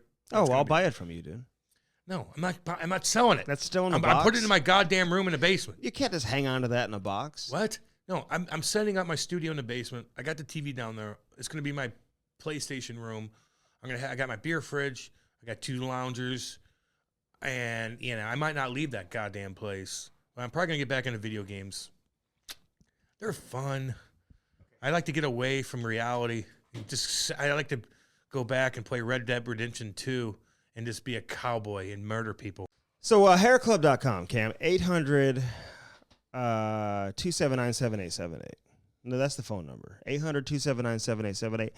I recommend people go to hairclub.com/Cam Strick, and that's our landing page. Sign up from your first for your first consultation from there, and it's going to save you like hundreds of dollars. Yeah, it helps out. Get going on it. Yeah. Don't wait because it gets more expensive. Hundreds of dollars. Get it going when you're still in the game. Yes. Make it when you're fucking grooving. Mm-hmm. I'm watching the Hallmark channel last night. I was looking for. I bet you did. First Form Nick. Yeah, no shit. Is he starring? He is a Hallmark. This year? Yeah. He's Mr. Hallmark. He looks like a Hallmark kind of guy. Doesn't he? Yeah. That they would hire. They would cast to be on the Hallmark show. Yeah. Him and his wife. Mm-hmm. Are they married? Yeah. Oh yeah. Yeah, he looks like it. I hooked Brody up with some First Form, baby. What's up? You're looking good. Looking good with that jacket. It's a hoodie. With that hoodie. Looks awesome. It's comfy, isn't it? Damn right, baby. They got all kinds of stuff. Now, they're kind of going with the sweatpants. I don't think there's too many XLs available right now. Is that what it is? Sold out. I need some more. Dude, they got good shit. Big dudes, man. I'm drinking that protein every morning. It coats my stomach. It gives me energy. And I take the little pills that get your brain goddamn going. Yeah, the brain function. I need my brain going. I know. I do the full-on vitamin packs. Hey, listen to me. I'll take 6 at a time, dude. What? Don't overtake the daily vitamin packs. 6 at a time. Why would Whatever you take 6 it is, how many are in there? You take all your vitamins. Yeah, they're in a package. Yeah, you take the pack. Yeah, you don't take 6 packs. I take I take 1 pack. Yeah, 1 pack, Andy. Yeah. Jesus Christ. Yeah. Here's another thing for all y'all out there about First Form. Like, I do my protein. I don't even work out. Like, you don't have to work out. Like, it just coats my stomach, it gives me energy, and my veins pop out more. I don't even work out. No, you guys tried to scare me into like, oh, you can't eat all that protein if you're not working out. No, I didn't Nick say that. First Form. He's like, dude, don't let you absolutely You can. Absolutely, dude, to coat your stomach. It's like a meal replacer too. Is. Yeah, and they have meal replacements. I know. Also, but you don't have to be a goddamn psycho workout guy to take their stuff. No, you don't. It will make you feel better even if you don't have time to work out. God dang. Although I do 400 push-ups a day. First Form. I listen. Here's the message I want to let people know. First off, we had a meeting with them. Can I just say this? All y'all in Saskatchewan, Alberta, like all my people. Can you just hear me out here? We got a meeting. These people are the most disciplined people. Oh God, you're ever gonna meet. I know. Okay, they are on time. They know how to do it, when to do it, why to do it, and if you don't, you like pay the consequences over there. They may kick you out of the gym, suspend you for a few days. Did you see the video he sent about the gym? It looks very intimidating in there, Andy. Not for me. Oh, I'll be embarrassed for you if we go in there. I'll be ready to go. Did you see the crowd in there? Beautiful people. Oh, really? Andy, I didn't see that. I would be worried about my stench. Oh, they'll love me. I'd be worried about my sweatiness. It's right down my I'd be worried about like looking bad. Everybody looks beautiful. Yeah, I know. I'm scared to go work out in there. I just want to go in that dressing room and have like it's like the Dallas Cowboys locker room inside. I know, dude. They have everything. Anyway, so Cam shows up 10 minutes late to the meeting. The fuck are you? Cam shows up 10 minutes late to the meeting. I'm never late for anything. Then get out of here. He's in his car, and he's showing us the roof of his car the whole time, and it's cutting out. It's cutting in and out the whole time. Late for anything, Andy. And you can't even hear what he's saying, and then he just drops and like leaves the meeting. Yep. Listen to me. This was very unlike you, dude. Well, I was in my car. Of all the people that do this, new car, and I don't know how to. It just didn't click, and I'm watching you guys talk to each other, and I can't talk to you, and I'm in a busy road. I can't pull over. I can't do anything. I was there 15 minutes before you, Andy. Like, I'm waiting for you guys to call me in my car because I had to go to another place. It was a Zoom. I know. I'm not going to stare at you in my car when I'm driving. Look at the fucking ceiling. Close your eyes. You don't need to look at me anyway. I look like shit. God damn. I'm never late for a goddamn thing. Don't lie to the people. They know I'm always on time. You were late. No, because it didn't connect. I was driving in my car. You're supposed to call me. Why are you in your car? Because I had shit to do. I got shit to do too, you know. You look like everything revolves around you. Sometimes I have to change the meeting to accommodate my schedule. No shit, 15 fucking times you did. Don't tell people I'm late. I'm not late. I'm not lazy and I'm not late. Ever. Lou wouldn't like that. No, that's why I never did it. You know the Islanders. I was never late for anything. The Islanders. So you know. Broadcasters, you know. Did you hear Leah Hexel the other day? What'd she say? Well, she messed up on penalty shootout. Oh, did she? Yeah. What'd she say? Can I hear that one? They won. Oh, they lost. I don't know. Okay, so so if you know, you know, you know. What was I saying? I don't know. You just Islanders, something. Oh, the Islanders. Dude, the broadcasters. Yep. Lou Lamoriello still to this day, he doesn't allow them on the plane. I know. Like, would it really bother the players if the broadcasters were on there? These dudes got to get up so they had early when I played. the day after a game. I don't know. I give those broadcasters a lot of credit, dude. Fuck that. That's exhausting, I wouldn't man. do it. They got to fly out You're first not thing going to in the work morning. me like a dog. They can't travel with the team. Not going to work me like a dog. Like, just to get home to see their families, dude, after a long road trip. And then the access with the players, too, is probably more difficult with Lou, obviously. Well, don't be a broadcaster. I don't know. The social media people who work for the team, Yeah. not on the plane. Fuck that. I wouldn't work for them. So that's a job where I'd go do something else. I wouldn't do it. You know? He's weird about that stuff, man. It's the only team in the league that does that. Really? Oh, yeah. Yeah. Then I wouldn't work for him. I wouldn't want to work there. Like, I can understand if you don't commercial. want certain people on there, but, like, the team they're part of the team. I don't know. I don't know how that works. Can't- I don't want to travel anyway. I'm scared of fucking flying now. You can't trust your broadcasters. Who are you going to trust? No, I don't. First I Form. don't know. Can I say this about First Form, too, though? What, Andy? You don't have to be, like, a gym rat or somebody that's, like, I in just shape said that. to take it. What do you think I just said? But, God, Nick put that fucking video out. Look at that video.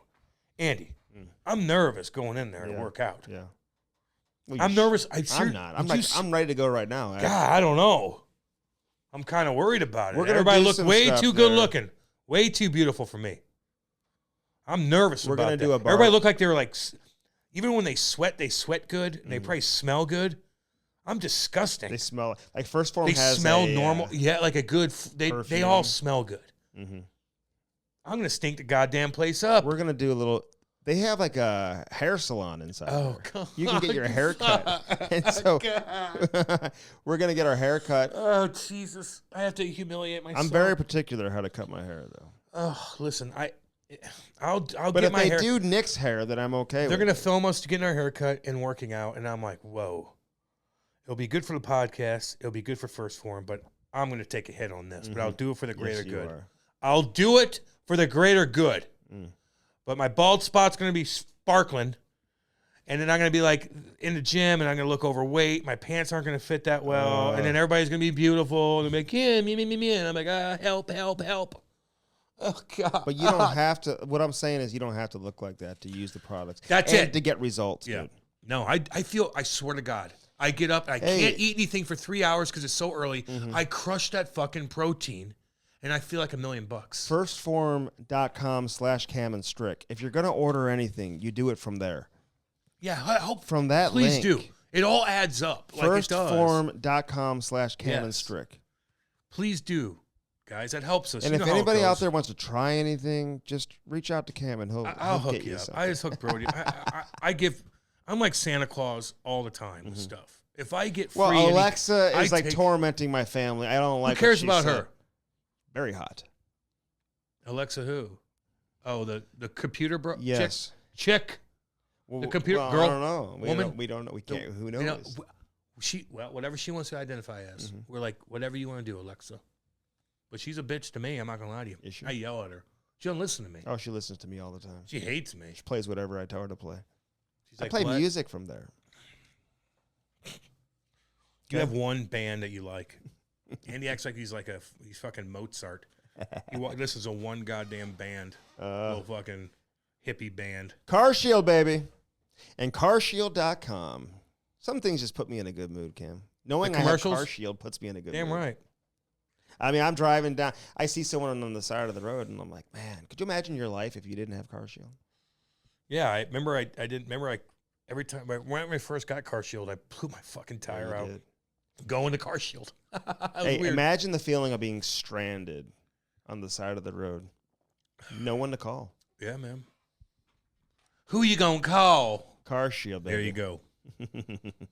800-857-2481. That's the number. Put that in your phone. It is. 800-857-2481. Now, use the promo code CAM. I know it's very embarrassing. They like me more than you. What happens if you use that promo code? You get fucking hooked up. You might get laid that night, too. Use that promo code. Listen, I'm just I'm helping you out because you're going to save some money. Otherwise, I wouldn't do that to you because I know it's very difficult to do. Say CAM. CAM, baby. Get laid that night. Mm-hmm. Is that what happens? Probably. Why don't you try it and find out? Cam, there's so many things that can go wrong in your car. Like, give me 3 things that can happen. Well, your starter, your brakes, and alternator. How about your AC? Ooh, okay. Or your heat now? Yeah, well, you better have that. Well, whatever. So, in other words, get your car shield and get it today, and you get to pick out the mechanic and wherever you want to send it. Yeah, I did that. I was in Eureka. Yeah, so you pick your mechanic. When Cam's car wouldn't start at the Mexico. Oh, fuck, was that goddamn embarrassing. Waving goodbye to everybody. Goodbye, everyone. Goodbye. Love all y'all. Love all. Yeah, it won't even turn over. That is so embarrassing. God damn. God. Hey, guys, I played in the league. Who's got a toe? Call your brother. Bring him over here. I need a ride now. I played the NHL, Jesus guys. Christ. Literally embarrassing. Good to see you. Hey, literally embarrassing. Cam and I, for those local, we're going to be at Schnucks on Saturday from 1 to 3. So come on by and see us at the Frontenac location. Oh, snap. The Cougar. Oh, them Cougars. The Cougar Schnucks. Wow. I might not be allowed to go there. No, this is good. Kate might be like, there's too many really? There's too many Cougars there. We're going to have a great time. Too many Cougars. Come on by and see us. Oh, Lord. 1 to 3. And you'll have a half of a fucking glass of this seltzer, and he'll be banged up, talking to everybody, tripping over himself.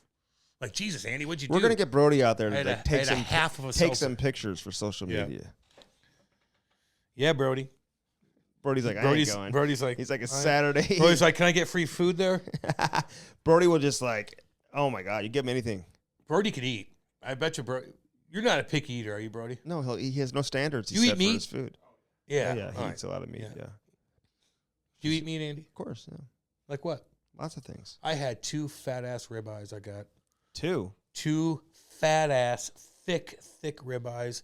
I had that fire, my little charcoal. I just love putting it on my little Weber. Mm-hmm. I had that fire at like 700 degrees, and it was windy as fuck out. Yeah. And I'm like, oh, boy. Even you open that thing up with that wind, whoo, the fire be going.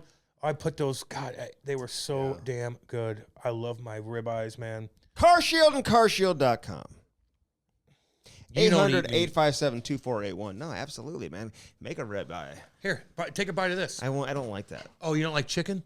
Well, I don't like that wrap. Well, you don't like a chicken wrap? Take a bite of this. I don't like flour tortillas. Take a bite of that. I like corn tortillas. Where'd you buy that? At the gas station? Yeah. Yeah, I won't. I know. I don't blame you on that. But I'm if I cooked you some shit. I'm very picky on food. Yeah, you are. You're like a. I gotta give Paul Mono a shout out because we went to his restaurant. I think it's the best restaurant in St. Louis. There's a couple. I can see Andy being at a restaurant like, let me go ahead.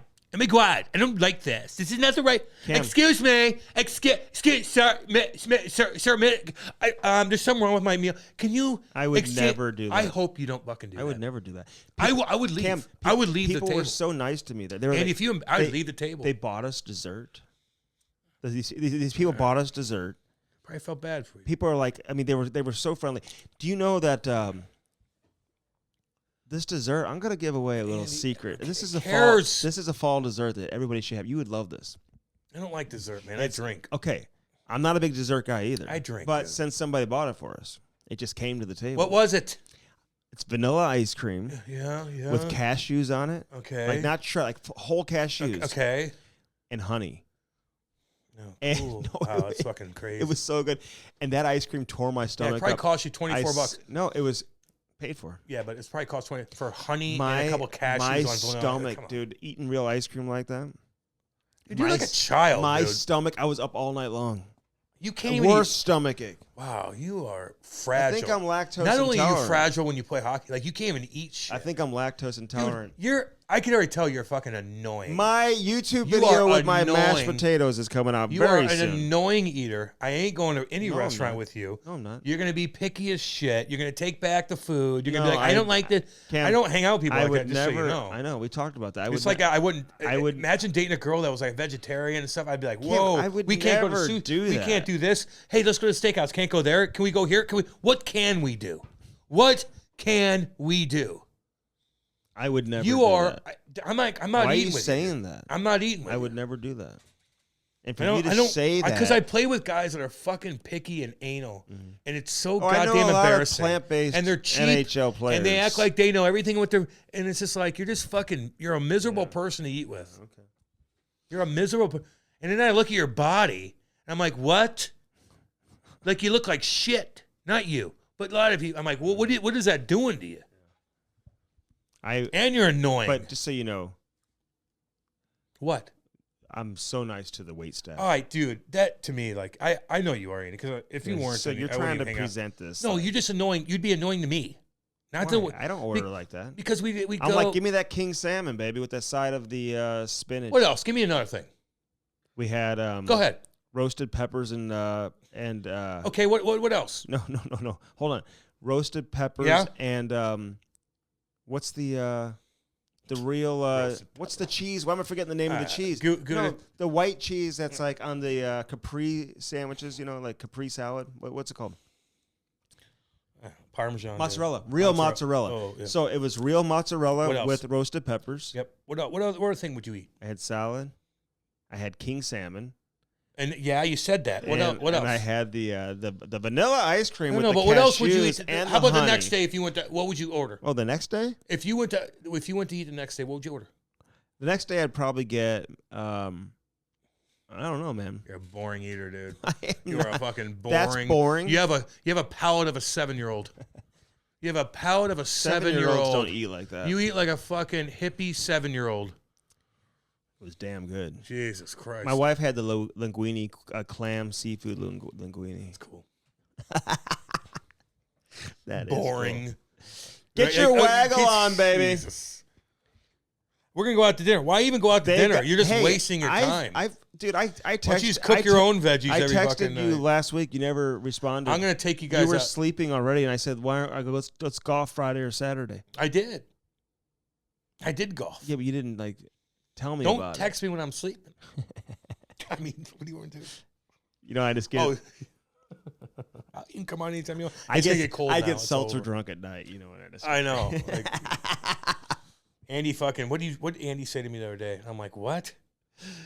He's questioning me on what I know about hockey at 9 o'clock at night when I'm like donezo. Oh, he's like... what do you got for tomorrow, Cam? No, what do you mean? No, I said, Brody... because it was game day the next day, and I just knew the day, so I said, Brody, send some topics whenever you can. And Brody's like, it's Halloween. He's like, I wait till the game's over, which is fine. And Cam's like, oh, I got a lot of stuff to talk about. And I'm like, okay, Cam, give me some things you want to discuss. And he's got nothing. No, it wasn't hockey related. He's like, what's your problem? I'm dying laughing, dude. I go, do we got a problem? I know. Because you're like, what's I go, the hockey stuff's easy. I'm like, oh yeah, but Cam, give me a couple I go, it's things. Halloween. Let's be creative. Yeah, but why do you want to be like every other wait. You didn't Why do you want to? Yes, I did. Why do you want to be like every other podcast and just talk hockey? Yeah, no. We're not going to do that. Cam, it's Halloween. You didn't say I got 50 fucking things I'm going to talk about. No, I have a billion things. You get the hockey shit. You get the hockey shit. I'll come up with everything else. You didn't say that. You're acting like I need to come up with a hockey topic? Okay, the Panthers lost last night. Who gives a fuck? I'm telling you, I had a lot of shit. We're going to talk scary movies. We're going to talk Halloween. We're going to talk trick, all that kind of shit. So I was ready to go. You hear that wind on Friday night? Yeah. What creates the wind? Good God. What's stupid? I had tree branches down. All over, massive tree branches. It was howling. Yeah, dude. You need to cut down some of those trees in your front yard. You're going to get rocked one night. Really? Yeah, really. Yeah, those trees will fucking tear your house down, dude. Do you use a chainsaw? I don't do anything like that. Hell no, I hire people. Dude, my house is so manicured with the people. Brody, do you do any chainsaw work or anything like that? No, not on a regular basis. Chainsaws are difficult to deal with. So get your waggle on. I would have liked to have worn the new stuff out to the course this weekend, Cam. But yeah, it was a little chilly, man. A little windy, too. It's hard to golf when it's windy, dude, just so you know. For you, it is. I think for everybody, well, for you, it is. It's hard for me to golf no matter what. It's hard for you to golf because you don't know where the green is. You're facing the wrong way. My sources tell me. And he played 3 times. This guy's facing. And he played 3 times. Literally, the green is over there, and I have a slice, dickwad. Well, it must be a major slice. It's terrible. I told you. I mean, the green. Like you're trying to chirp, and I already chirped myself for it. Here's the green, and you're standing, hitting the ball the opposite direction. Yeah, I know because I have a slice. You don't even know what you have. What is it? A boomerang? I mean, kind of. You don't even know what you have. And if you want to go on Twitter and look at how good Andy is, it's still there. It's still there. And Tim Peel could try to film me all he wants. It's never going to be as bad as what I got to you. I am Steven Spielberg, even though I didn't even film that. I didn't even want to film you. I don't like to do that kind of stuff. No. But it happened organically. Yeah, I know. And it was the funniest thing in the world. Yeah. And you suck. I'm ready to do it again, buddy. I bet you are. It's easy to be like, Cam. GetYourWaggleOn.com. Can I go to the top 10 course out there by you and you pay for everything? Yeah, of course you want to. Yeah. No doubt. Well, I suggested Friday. I said to come over and you're like, I have this, I got hockey. I'm like, no, you can't just come out for 3 hours. It's an all day. Well, that's why I don't like golf that much because of that. Well, then you got to sacrifice a day. I mean, if you're going to do it. I'm not going to waste my time. And you leave after the 4th hole. Can't you just go for like 2 hours? No, you can't. Why does it have to be such a day? Because if you're going to go out there, if you're going to go out there and we're going to spend the time and all that stuff, I want it to be an all day thing. Yeah. Well, get your waggle on, so Cam. I'm just trying to tell you to get your waggle on. Waggle Golf, Travis Baker is flat out getting it done. The best styles you're going to find anywhere, straight out of Minnesota. Damn right, baby. I'm not even going to say it. He's What? not a cake eater. Oh, yeah. You tried to be offensive that one time. Is that offensive? Well, I didn't know what it meant. So I didn't know there was like a Mighty Ducks. Everything's offensive, Andy. I didn't know it was a Mighty Ducks like reference. There's a new Mighty Ducks mini-series. Ty and I have been watching it. Oh, yeah? Mm-hmm. Yeah, I didn't do it. It's a very good show. I don't have kids. So get your waggle on and get your waggle on today. Damn right. Sparks Skate Sharpeners. You want to change your life, Cam. Well, I mean, you want to skate faster. You want to have tighter turns. Yeah, you want to be a better hockey player. Just get your goddamn skate sharpened and keep it easy. And how do you do it?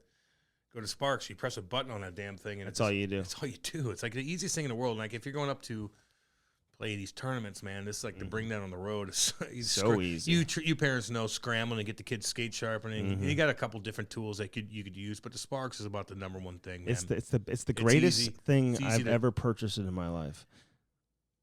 Ever. I mean, okay. You hear me? I mean, geez, you don't have to go that far. No. It's the greatest thing I've ever purchased in my life. It's good. It's a hockey related. Okay. Hockey related, maybe. It's the greatest investment I've ever made in my life. Hockey related. Yeah. Okay. It's fucking nice. You know what the dipshit that 15-year-old cross grinding your skates at Total Hockey. I don't want to chirp them. Sorry, we love you, Total Hockey. Total Hockey's out of business. Oh well, fucking anyway. But you got that 16-year-old's like cross grind. Yeah. Here you go, sir. You're like, oh, cool. And somebody messaged me. I put the Sparks advertisement on my Instagram story. And this guy says to me, look, the worst thing you can do is have your skates at the local rink, sharpened at the local rink by a stoned 14-year-old who will cross-grind the shit out of your skates. Invest in this product. It's well worth it. Yeah, you heard what I said. Yeah, I know. He heard exactly what I've been saying. Jesus. No shit. Stoned fucking 14-year-old smoking that holy weed. Like, oh, I got it. Tell Holy how it is. Yeah, Holy, it is pretty goddamn good. I took a gummy this weekend. I'm like a gummy guy, and I smoke a ton of weed. It fucking rocked me. I had a bonfire I went to, man. The next day? Nah. Dunzo. No, you're Dunzo next day? Oh, Jesus. If I do other things, I'm Dunzo next day. A gummy ain't gonna do shit. But that thing, I'm like, whoa, it was a sativa. It got me going a little bit. Well, if I have a seltzer, I mean, the next day. Andy, you're a lightweight. You are a lightweight. Seltzer drunk. Seltzer drunk. Flamboyant. You're tiptoeing around. Tiptoeing around. So get that Sparks. Use that promo code Cam Strick. You're going to save Tons of money, more money than you're going to save on Black Friday and Cyber Monday. True story, because they put it on sale on Black Friday and Cyber Monday. Use our promo code. It's going to save you more money than you would if you bought it on Black Friday. And quit confusing the goddamn people. Just use the fucking promo code, and it'll help you out. Cam and Strick. Yes. I've had a few people don't need a Black Friday their what orders, are we talking dude. about They're here? saving Just hundreds of order dollars. the fucking thing. Yeah, so check it helps that us out. Yeah. It'll help you out. That's how it goes. Black Friday, White Friday. Who gives a shit? No, Black Friday or Cyber Monday. Yeah, whatever. Just order the goddamn thing. Sparks. Can you say Sparks? Yes. What? Say Sparks. Sparks. Damn, do I have a list for something? Oh, Bellman and Bellman.com, Cam. In Troy, Missouri, you say Troy wrong all the time. Try. I go back and listen, and you're like, try. Try, Missouri. Troy, Missouri. Try, Missouri. Both sides of the street, Cam, you got the Chrysler Dodge Jeep Ram on one side. The other side is the Buick GMC. Buick. Something for everybody. A Buick. Hey, I like those Jeep Wagoneers, though. Those Grand Wagoneers are about as cool as you can get. Get black 22s on that mug. Tint those fucking windows out. It is the nicest fucking thing you'll ever be in your life. Grand Wagoneer. Check those bad boys out. Shit kicking. Badass. Grand Wagoneer. Grand Wagoneer? Shite kick. I'm driving one right now. Badass. I turned in this fucking parking lot is the biggest pain in the ass ever. Mm-hmm. I took that mug and I rolled right into a tiny ass. Did. I know. You see that? Yeah, I saw that. Oh, say hi to Dale. Hi, Dale. Say hi to Danny boy. Danny boy. What's up, baby? And say hi to Kyle. Hey, Kyle. Kenny. Why do you say Kyle all the time? Kyle? It's Kenny. You said say hi to Kyle. Well, I said Kenny. The fuck you did? Don't delete that. Jesus Christ, Andy. Kenny, say hi to Kenny. You drinking a seltzer? Say hi to Kenny again. What up, Kenny? And Dale. What you doing, Dale? My brother Dale. I want that Buick. No, I know. And it's nice going in there, guys, man. Ain't no swinging dicks. Everybody's sweet. Your wife could buy a truck or a car there, you know. They got a bunch of options, dude. That Grand Wagoneer, I ain't playing. All y'all out there, check that mug out. Mm-hmm. Hey, if you're looking for a pre-owned vehicle, Cam, are you looking for one? Bellman has a great selection of all makes, models, and price ranges on sale during their fall used car clearance. Over 110 used vehicles from affordable starter cars. My name's Clarence. High MPG economy cars. That's miles per gallon. Oh, really? All the way to luxurious SUVs. I tell y'all, that Grand Wagoneer, it don't play around. Hey, if you're not looking to buy, Dale. are you looking to sell a car for cash? Hell yeah, man. Bellman will buy it and give you top dollar for it. Dang right. Hell Andy. yeah. Dang right, Andy. Bellman.com. BEHLMANN, baby. All right. Mr. Shin Pads himself. Yeah, monster shin. The rock and roller. Craig Ludwig, man. Yeah, baby. Pantera. Oh, you'll love this interview. Hell yeah. Luds. Is that his nickname? Luds. Andy, I don't know. Craig Ludwig joins us on this edition of the Cam Strick Podcast. Enjoy. The Cam Strick Podcast is brought to you by CarShield. You know, nothing more frustrating, Cam, than when that engine light comes on and you know right off the bat you're going to have to spend thousands of dollars to repair your vehicle. Call 800-857-2481. Mention the promo code CAM or visit carshield.com and use the code CAM to save 10%. Yeah. That's carshield.com. A deductible may apply. Save yourself money. Sign up and get your coverage now with carshield.com. Now to the interview. Hello. Ludsy. What's up? What's up? What are you doing, man? Oh, vacuuming. How does that sound? Oh, you don't have somebody do that for you? Oh God, I wish I would be in that position. Are you kidding me? I'm that broke dick hockey player that's got a little place out on the lake and got my Harley and that's it. That's what I like to do and travel around the country with a bunch of 17 and 18-year-olds. So that's my life. That's the perfect life right there. What lake is it? I'm on Lake Louisville. It's north of Dallas. It's everything here is man-made. It's a pretty good sized lake, and I found a place out here about 6 years ago. So I got a place up in Wisconsin, up in northern Wisconsin, and I was in the Blues alumni room with Brownie a couple days ago. We had played it. Yeah, I was out there. I got a hold of Rick Zombo, and he was just coming into town when we were taking off. So I had to rub it in a little bit into our guys, because we've got a real nice alumni room and stuff like that. And it's been 5 years and we don't have a fucking picture up there yet. So I had to rub it in with all the alumni look there. So otherwise, everything's going good. How are you guys doing? Hey, how nice is that facility, though, here in St. Louis and the alumni room? Yeah. I actually help Brownie coach. So, like, Brownie kind of like runs the show, Craig. Yeah. You just let him go. But, like, it's fun, man. He's a smart hockey guy. But you and Zombo played together in college, man, and he's here doing his thing with Lindenwood. So you got a little bit of St. Louis connection. Yeah, you know what? Rick, I have obviously I like Rick's style when we played. So we were kind of similar in that way. But, I give him credit for sticking with that program for so long. And, they had a plan and they wanted to get it to D1. And I'm happy that, he was able to see that through. When I called him on, I think it was Sunday morning, and I called him, and it was time. He was already in a bad mood, and they didn't win the night before, right? And so I had said, he said something like, I'm better than that. I'm like, dude, what are you fucking playing now? Or what do you mean you're better than that? So, but he's a guy that's, we're similar and we don't know anything else. Right. We've been doing the same thing one way or another. And then he offered to have, I'm sure you're familiar with Jason Powers there. The goalie coach. Yeah. He came in and gave us a bit of a tour, took our team in there after.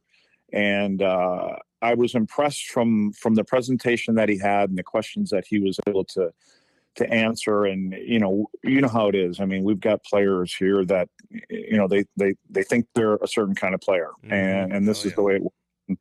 And that's our struggle every year, is to be able to sometimes push them back down to where they're supposed to be. And then there's the odd one that you got to let them know that there's more in there and you've got an opportunity. So, we're just as much as, a psychologist and everything else as we are coaches, but it's part of the gig. And it's been that whole generation thing that makes it a little bit more difficult for a guy like me that's old school. And, we got our asses handed to us when we didn't do and say the right things, and from our coaches and management and things like that. So that's how I treat Cam, by the way. Yeah, like a child. I listen. I let him fucking know if he's not paying attention. Plus, he's kind of a psychologist too. Andy calls me. I gotta fucking simmer his ass down.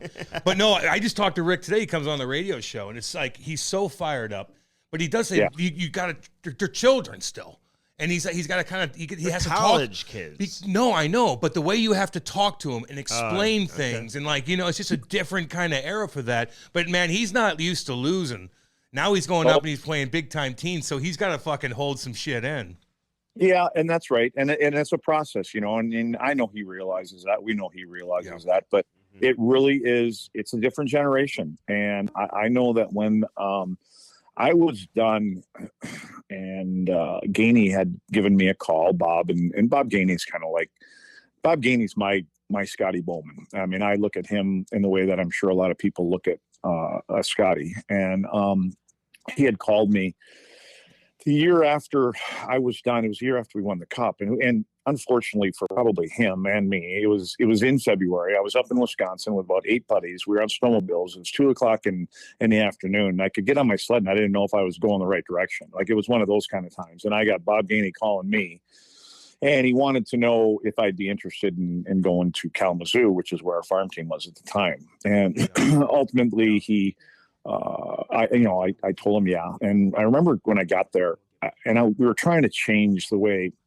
those guys would think and play, and kind of copycat, from what your big club is doing, and they didn't get it, and I was watching about a week later. I was watching the Stars. I was sitting in a little bar after practice at night, and Mark Hunter was there, I believe, at the same time, and I'm not sure if Hunt's was there or not. But anyway, I'm watching Dallas play Colorado.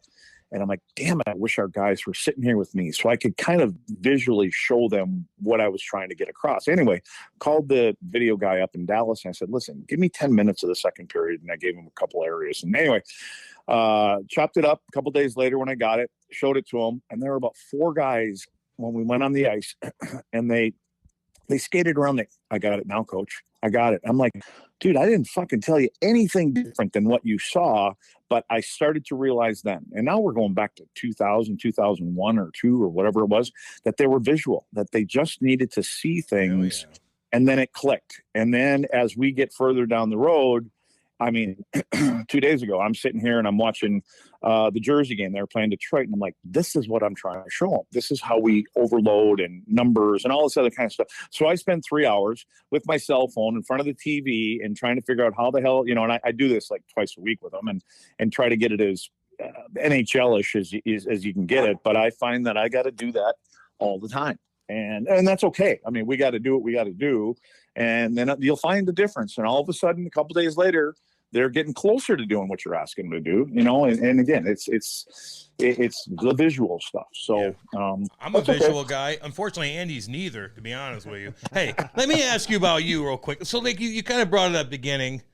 So you're chilling on the lake. You say you don't want to do anything. You ride your Harley. Like, so give me an everyday like setup of what you got going. Like when you're on the, are you fishing? Like what's around? Give us a visual. Speaking of visual, give us a visual of what you got going. And do you wear a helmet on your bike? I'll tell you what. No bucket. It's not.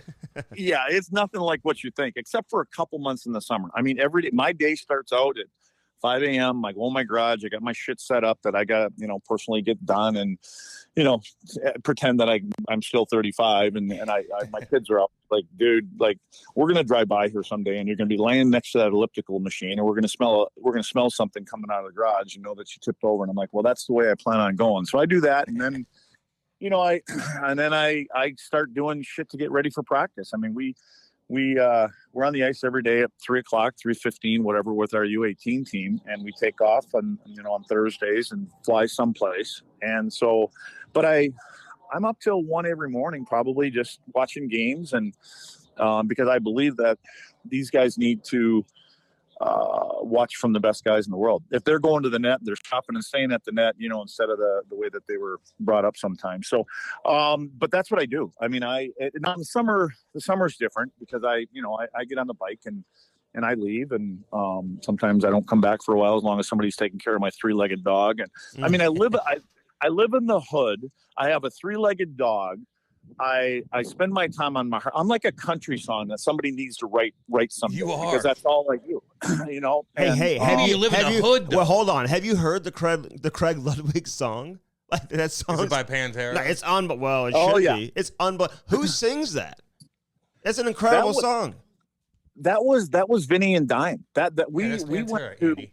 Yeah, I went to their house when I used to be that guy that, you know, burn the CDs, right? And so get the music kind of thing. And then there was just one day I didn't like, I shouldn't say me. There was a group of us that weren't crazy about the warm-up music. You know, we wanted something different and we wanted a song. And so I spent enough time with those guys, and I went over to Vinny's house one night, and Dime came over, and his brother, and I just said, listen, we're looking for something different.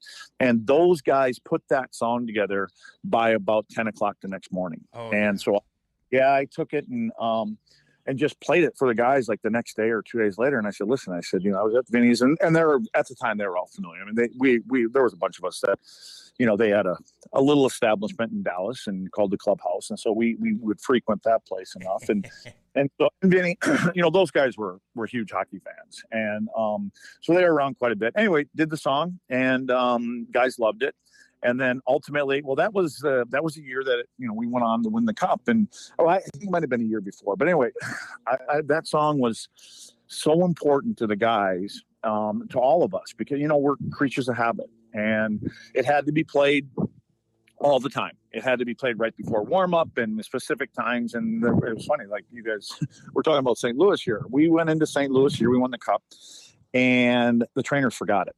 And there was a panic. Like the guys were like, what are we going to do? We don't have the song. So, and that was at the morning skate. I called Vinny and I said, here's my problem. And he goes, I'll figure it out. And so he called somebody, and there was a courier that came, and ultimately it got there later than usual. I think there was a storm and all this shit in St. Louis going on. And Hiscock came out for the beginning of warm-up. And he goes, what are you guys waiting for? I'm like, hitch the song in here. He's like, what? And, you know, he knew all about that. Well, we waited and we waited. Actually, it wasn't the beginning warm-up, it was the beginning of the game. And so ultimately we had to get the song. It came flying in. I mean, the buzzer's ready to go off for the start of the period.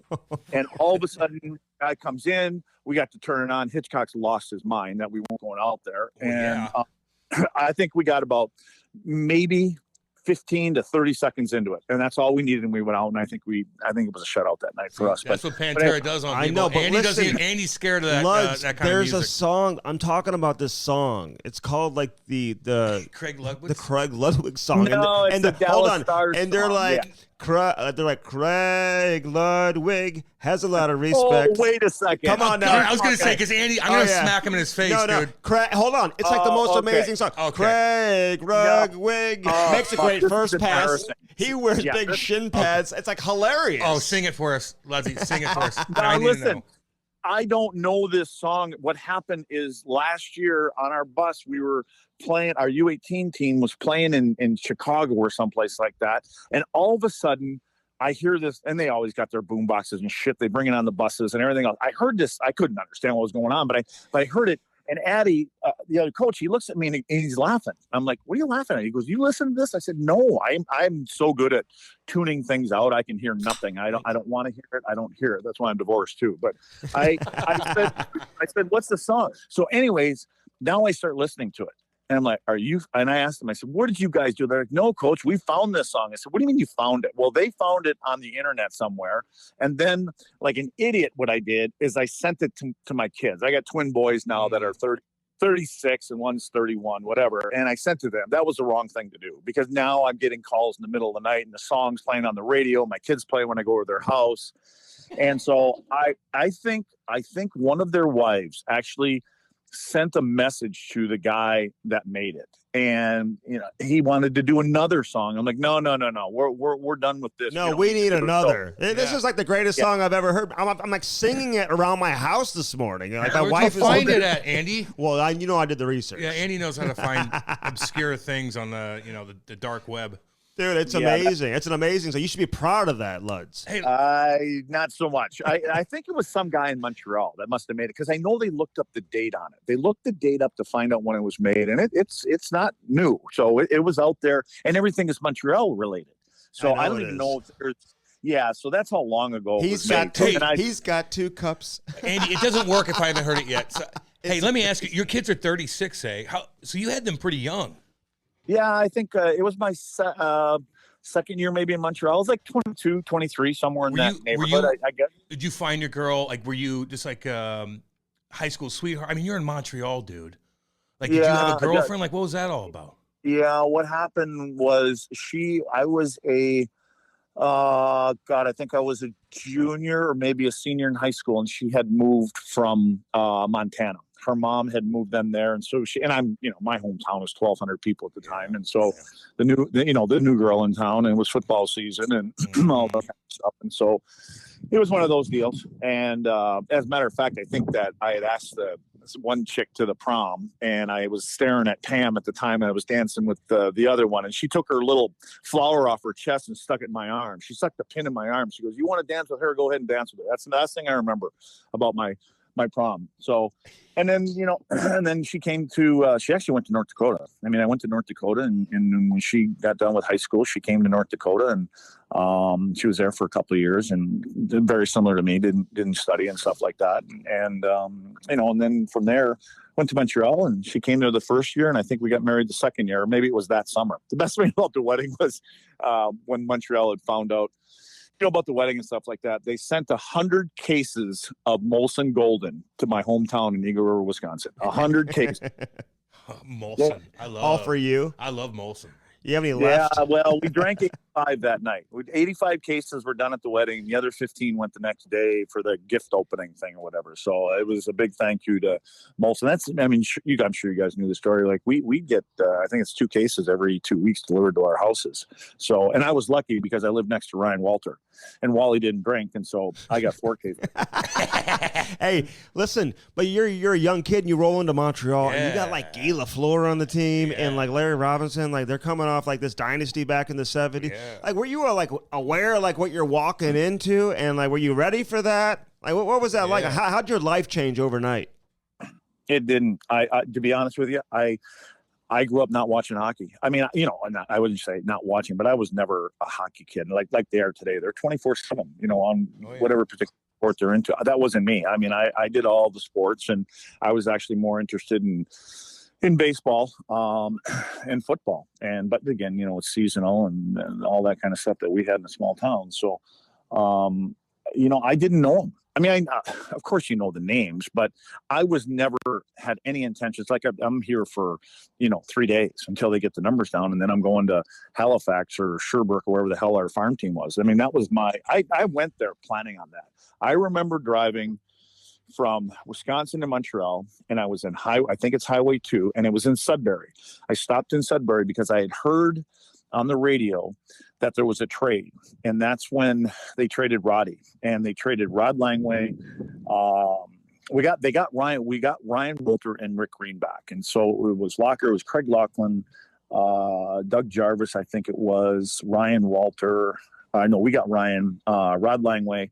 It was 4 for 1 or 4 for 2, and so those guys and I stopped my car. And it doesn't make sense when I just got done telling you that I was, planned on going to the minors, but I stopped my car and I got out, and I just kind of sat on the side of the road. I'm thinking, I think I got a chance. And I'm like, I think to this day, why would I ever think that I had a chance? I mean, they still got, the kind of lineup that they had. And so, but then I got in the locker room. And of course, when you're sitting in there, and I think the biggest shock to me is when I walked in for probably our first game. It was preseason game. And there's Flowers sitting in his stall, dressed from the waist down, skates and everything, already there at before 5 o'clock, smoking a cigarette.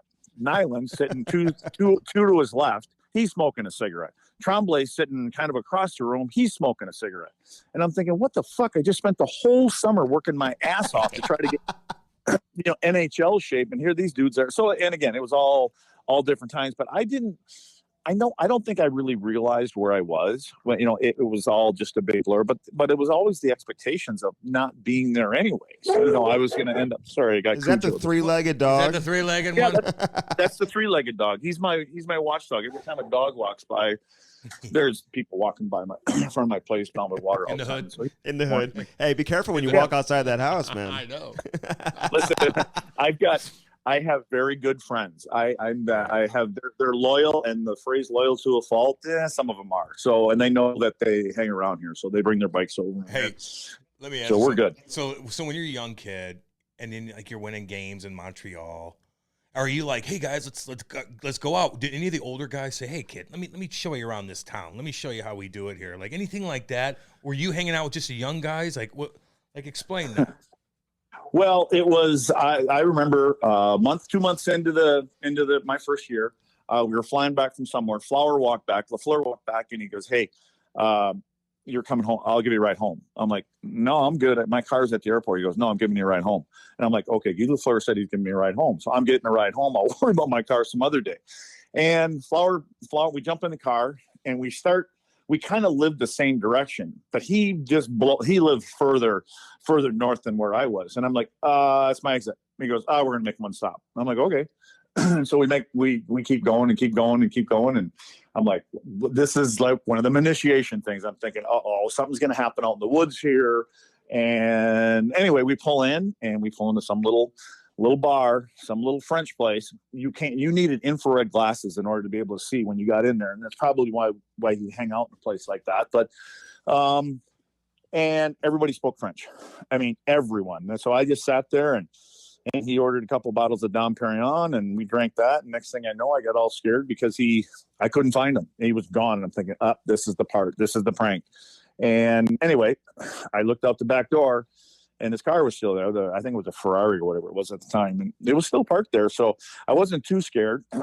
So ultimately found him, and, he was doing his thing, and got home. And so I think that when that happened, and then and Larry Robinson and Bob Gainey were the saying in the room, right? Everybody knows the saying in the room, from these failing hands, we pass this torch, yours to keep it high, don't ever let flame burn out, all that kind of stuff. Yeah. Say that again. I knew that. Say it one more time. Please say it backwards. Say it one more time, though.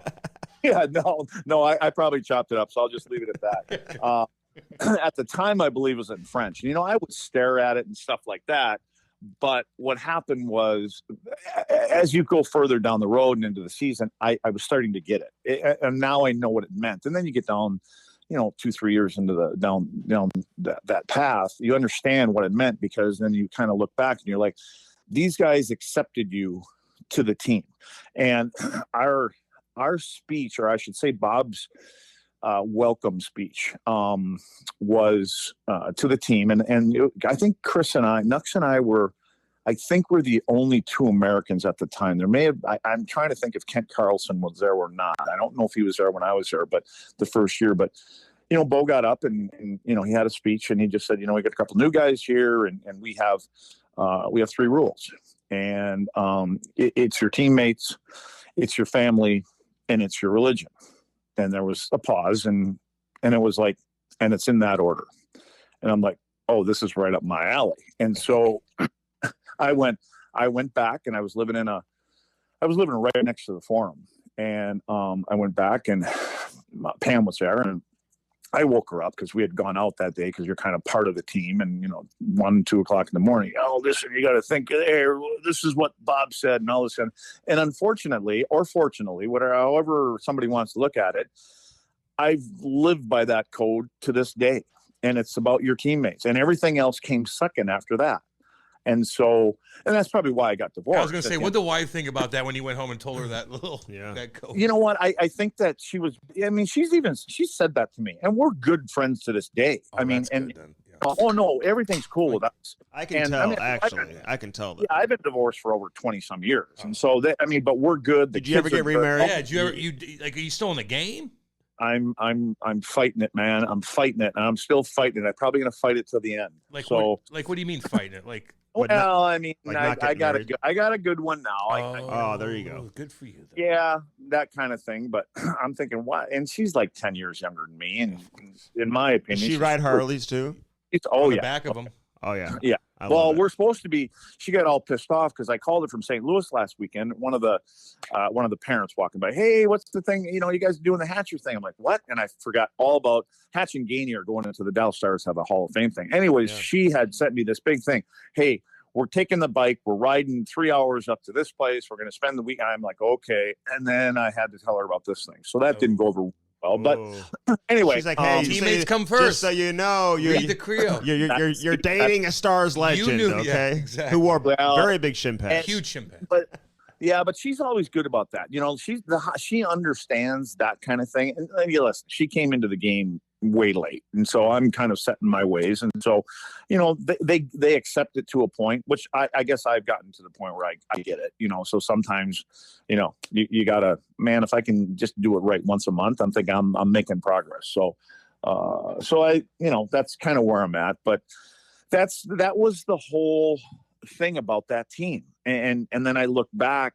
Not to fast forward you guys, but then I look back to when Bob became the GM here, and all of a sudden, he's starting to bring in guys from Montreal, and he's bringing in Mike Keane and Guy Carbonneau and Brian Skrudlin, and right down the roll, and it was because of the culture, and it was, these guys are programmed to play this kind of game. They're programmed to give everything that they have to the other 22 guys in the room.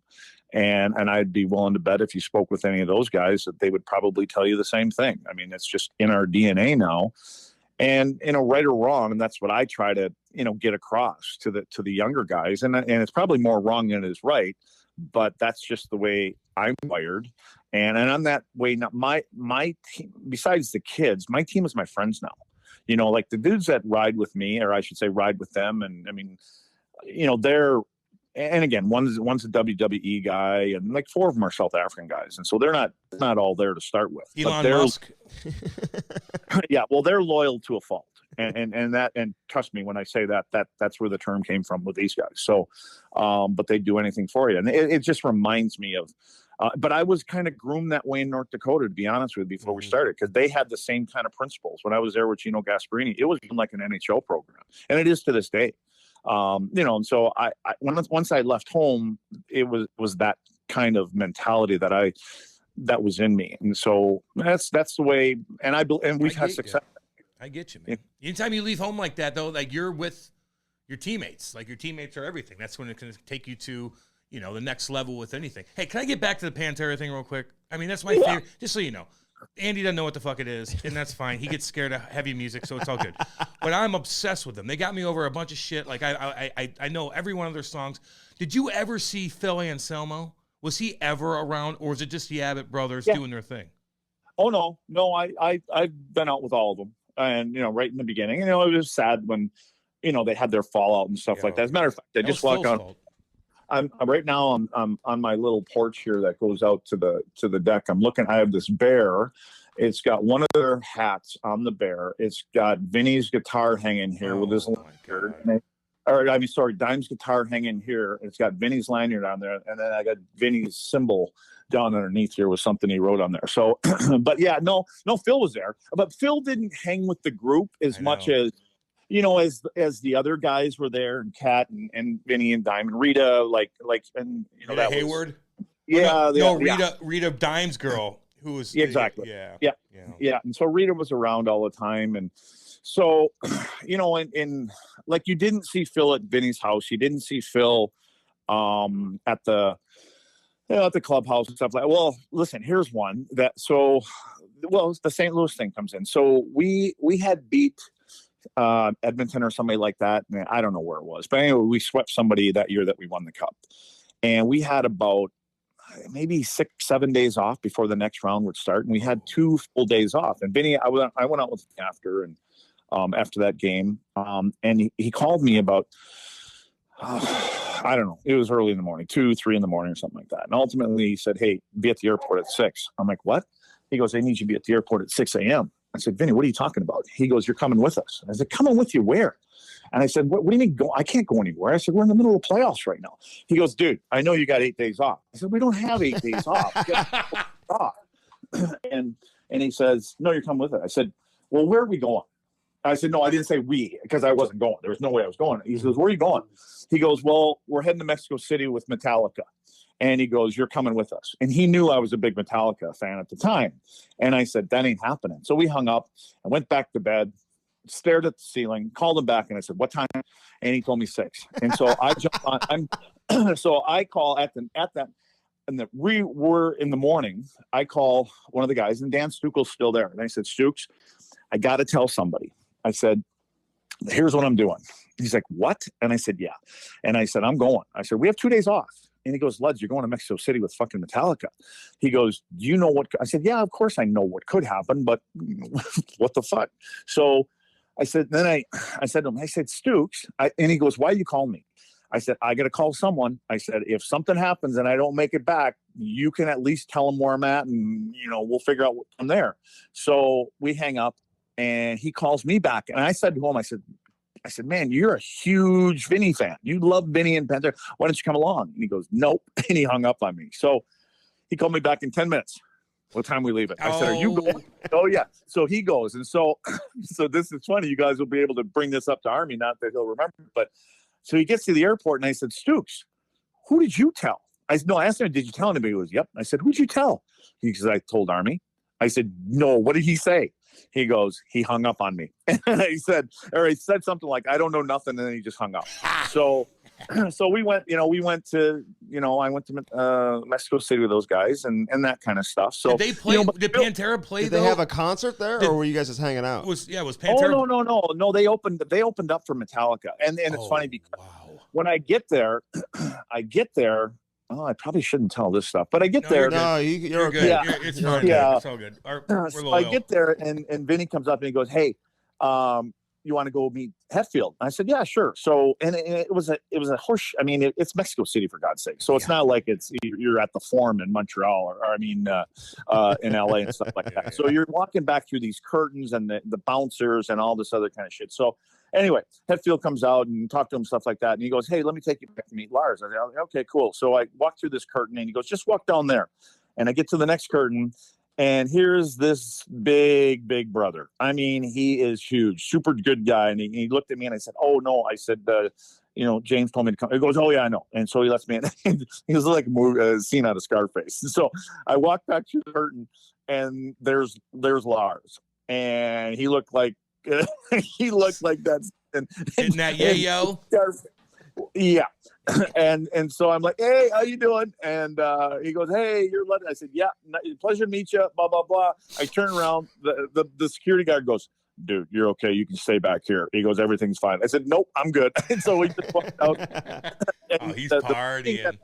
Oh, yeah. And the meeting that those guys had was they had 54 minutes. That's it. Don't go over. And it's because Pantera at the time were more popular in that particular part of the world than Metallica was. Wow. And so they get a little edgy if they went over. And the place was going nuts for Pantera. And so, chairs were flying and all this other kind of stuff. So anyway, it ultimately worked out well. And, and then the ending was great. When we came back, nobody ever said a word. I didn't even start telling that story until probably about 3-4 years ago. I figured that, dude, yeah. And it never really got out. That's crazy though. Cause that's when, that was what was it 99, 98, 99. Yeah. That's when Phil was like hardcore heroin, getting off of that. And no one would ever want to play after Pantera. Because they would kick ass so much, or you just can't keep up with it.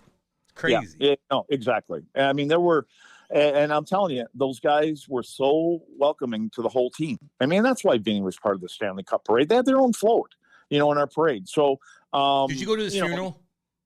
Oh yeah, I was at both of them. Oh, I mean, you were dimes too, dang. Oh yeah, I was at both of them. And so it was. I mean, Vinny was obviously, torn apart at that one. And actually, Kiss gave them both their Kiss caskets. And Eddie Van Halen with the that yellow guitar, put it in fucking Dime's basket, right? Really? Eddie had an unbelievable, when he got up to speak, he had said, I'll give you the short version. He had just said, you know what, when I have phone calls from people and messages, I should say, when you have people, I delete them. And he goes, for some reason, I kept the message. And so he dialed it up, held it up to the microphone and played it. And it was Dime thanking him because they had invited Dime to go on the road with them and play with Van Halen. And so he played the whole thing, and it was Dime, just over the moon, thanking him to be able to be part of that show or a couple of shows, whatever it was. So, it was that kind of thing. And Zach Wilde was there. Yeah, and big Zachy Wilde. Well, the whole thing, and for everybody that doesn't know, and Andy too, Dimebag Darrell got shot on stage after Pantera broke up because Phil was kind of fucked up, the lead singer. So they break up. They created a new band, Damage Plan. They're on stage in Columbus, Ohio. And a crazy ex-Marine goes on and shoots Dimebag and kills in front of Vinny, in front of his fucking brother, and that's why. And they didn't even invite Phil to the funeral either. But for all y'all out there to know, it's the craziest music death ever, really. Yeah. Vinny called me from the kitchen. He was Big John. One of the guys that traveled with him had grabbed. Because he was going after Vinny next, and because they believe there was an article that apparently Phil wrote and it got in some magazine, and so he killed them boys, and he just meant like in a fight, but they blew it up. Yeah. Yep. And I remember Vinny calling me from. Well, yeah, it's hard to forget, but Vinny called me from the kitchen, and he kept on yelling, "They killed Dime! They killed Dime! They killed Dime!"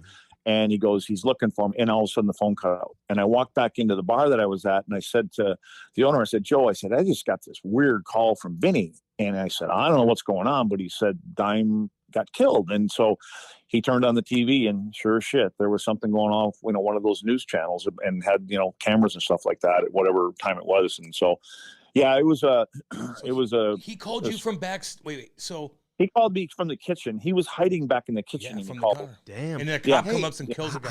How did you become so tight with these guys? Yeah. Like, what's the connection there? You know what?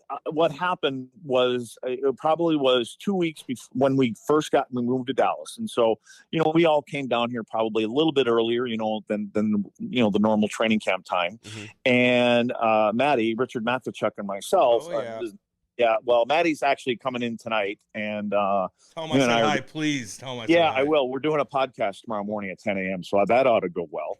But Maddie and I were out in Arlington about 2:00 in the afternoon after practice, and we were at the same little spot, had a beer, and we said, "Hey, let's head to the strip joint." And so Joe, my buddy, tells me, "Well, there's this one over here in right next to the Holiday," and so we walk over there 2 in the afternoon. walk in pitch black. You can't see shit. I get up to take a piss, and all we could see when we were there, we were sitting way in the back. There was about 10 guys. And there was like 3 tables of guys sitting down at the, right down in front. And so I go to take a piss. I come back out, and this guy stands up, and again, dark in there. And he starts, hey, you're Ludwig, right? And I'm like, yeah. And he starts telling me my stats, Montreal, all this other kind of shit. And I'm like, dude, who are you? And so at the time, he goes, I'm Vinnie Paul. I said, Vinnie Paul. Hey, I acted like I knew everything about it. And I didn't know Pantera at the time. I knew nothing. He knew more about me than I knew about my own teammates, it seemed like. Well, he goes, hey, who are you here with? And I told him, and he goes, you guys come down here with us. And there was a bunch of Crown and vodka and bottles sitting on the table. Well, it ultimately was, the Vinny and Di, all those guys, and Alice in Chains. And so it ended up, that's how we met. We met there. We sat there for the afternoon with those guys. And then we had a preseason game. I gave Vinny tickets. Then ultimately, he basically got my tickets all the time. So that's how we wheeling a chick. Hey, it's like wheeling a rockstar chick. Where are they from? I should know. Are they Canadian or are they from Texas? They're from Arlington. Yeah, they're from Arlington. Vinny had a house. And he knew your stats in Montreal? Like, I mean, there were no hockey fans then. Texas, it was crazy. I mean, and again, when you know what Vinny's beard and everything looked like, and I'm and then you get over to the table and you see all of these cats like the same thing. I'm like, what are we doing here, Matty? And then, next thing you know, it was a Monday. And the place that the little bar, it's called the Big Up, they have the bikini contest on Monday nights.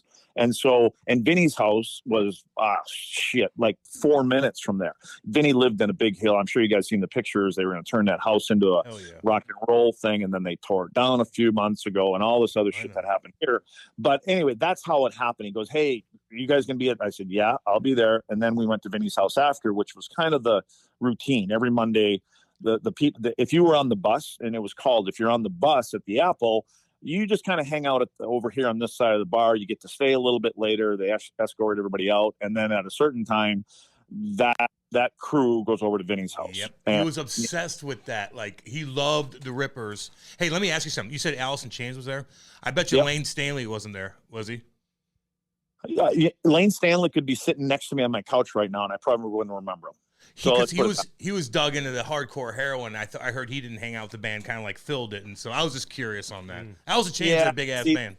That's why I think him and Rex they were buddies, and I think that path happened there. So, but then he got his shit together at some point too. So good for Rex and stuff. And so, it was it just became this.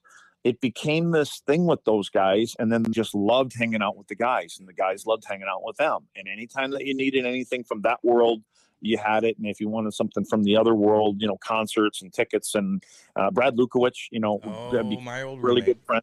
Yeah, and Luke's into, he's into that, and he still is. And I actually had him and Kara on my podcast here about a month ago, and it was really good. I saw that. He just posted it. I follow him on Facebook. I think he just posted that too. Yeah, he did. He was always.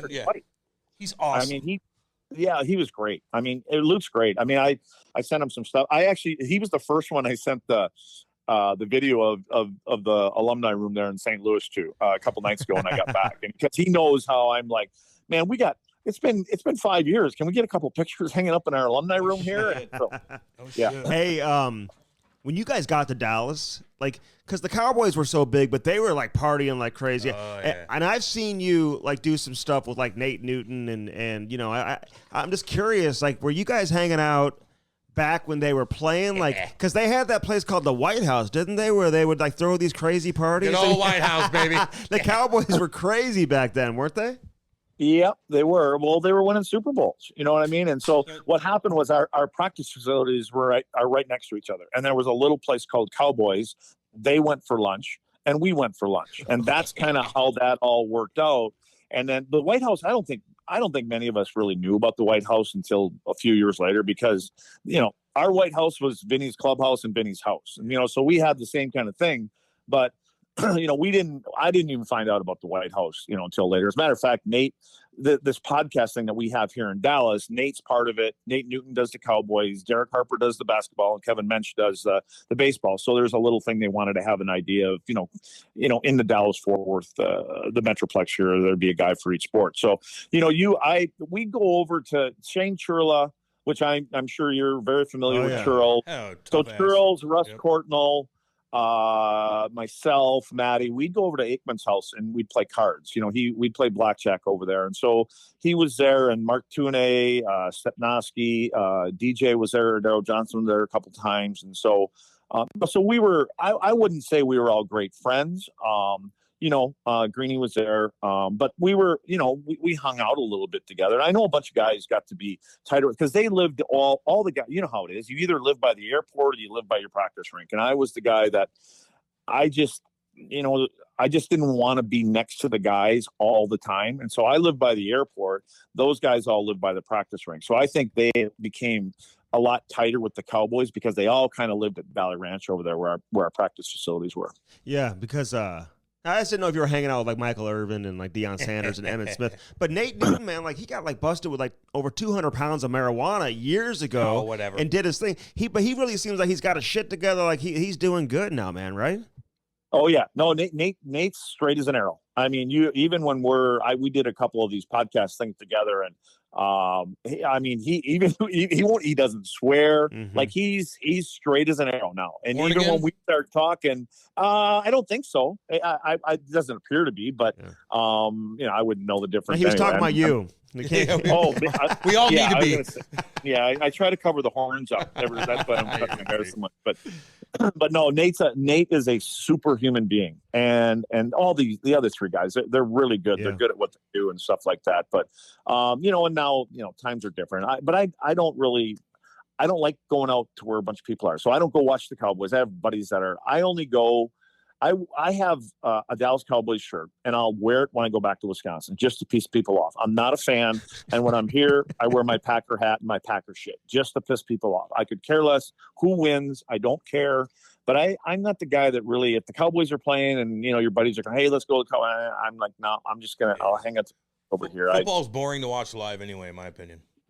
I can't take it. You're exactly right. I mean, yeah, it's okay. They've got this thing called the red zone now. Yeah, just fucking sit on your couch and drink Bloody Marys. That's like the greatest thing ever. Hang with the three-legged dog. I want to create like a hockey network where you only watch when they're on the power play.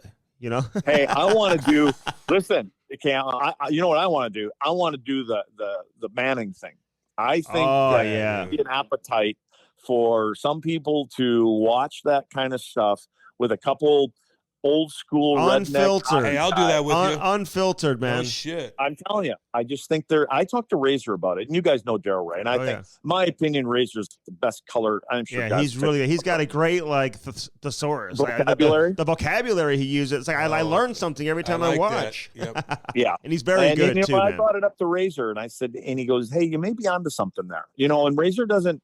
He doesn't throw, those kind of things around lightly. Anyway, it'll probably never happen. But I just think that we'll make it happen. We'll make that. Hey, we make everything happen. We'll make sure we give people jobs. I mean, there's all kinds of shit happens when we come on here. No, the only thing that sucks about the Manning cast, to be honest with you, is sometimes I don't know if it happens anymore, but they had a delay. Like when they would have guests on, they would talk over each other, so you couldn't have like a one-liner back and forth. No, but they got that figured out. Okay, do they? Yeah. Right. They had Obama on the other day. Oh, did they? Yeah. What? Yes. He came on the Manning cast? Yeah. Yeah. Huh. I like those guys. The Mannings are cool. The Mannings are cool. They're fucking cool. They're both kind of different. They're funny. Yeah. They know their shit. Yeah. And they are funny. Little Archie Manning might be a wheel too. Hey, listen, but you get to Dallas and like you just experienced that in Montreal. You're in the hockey crazy Montreal, and now you go to Dallas where no one knows anything about hockey. Like, which environment did you like better?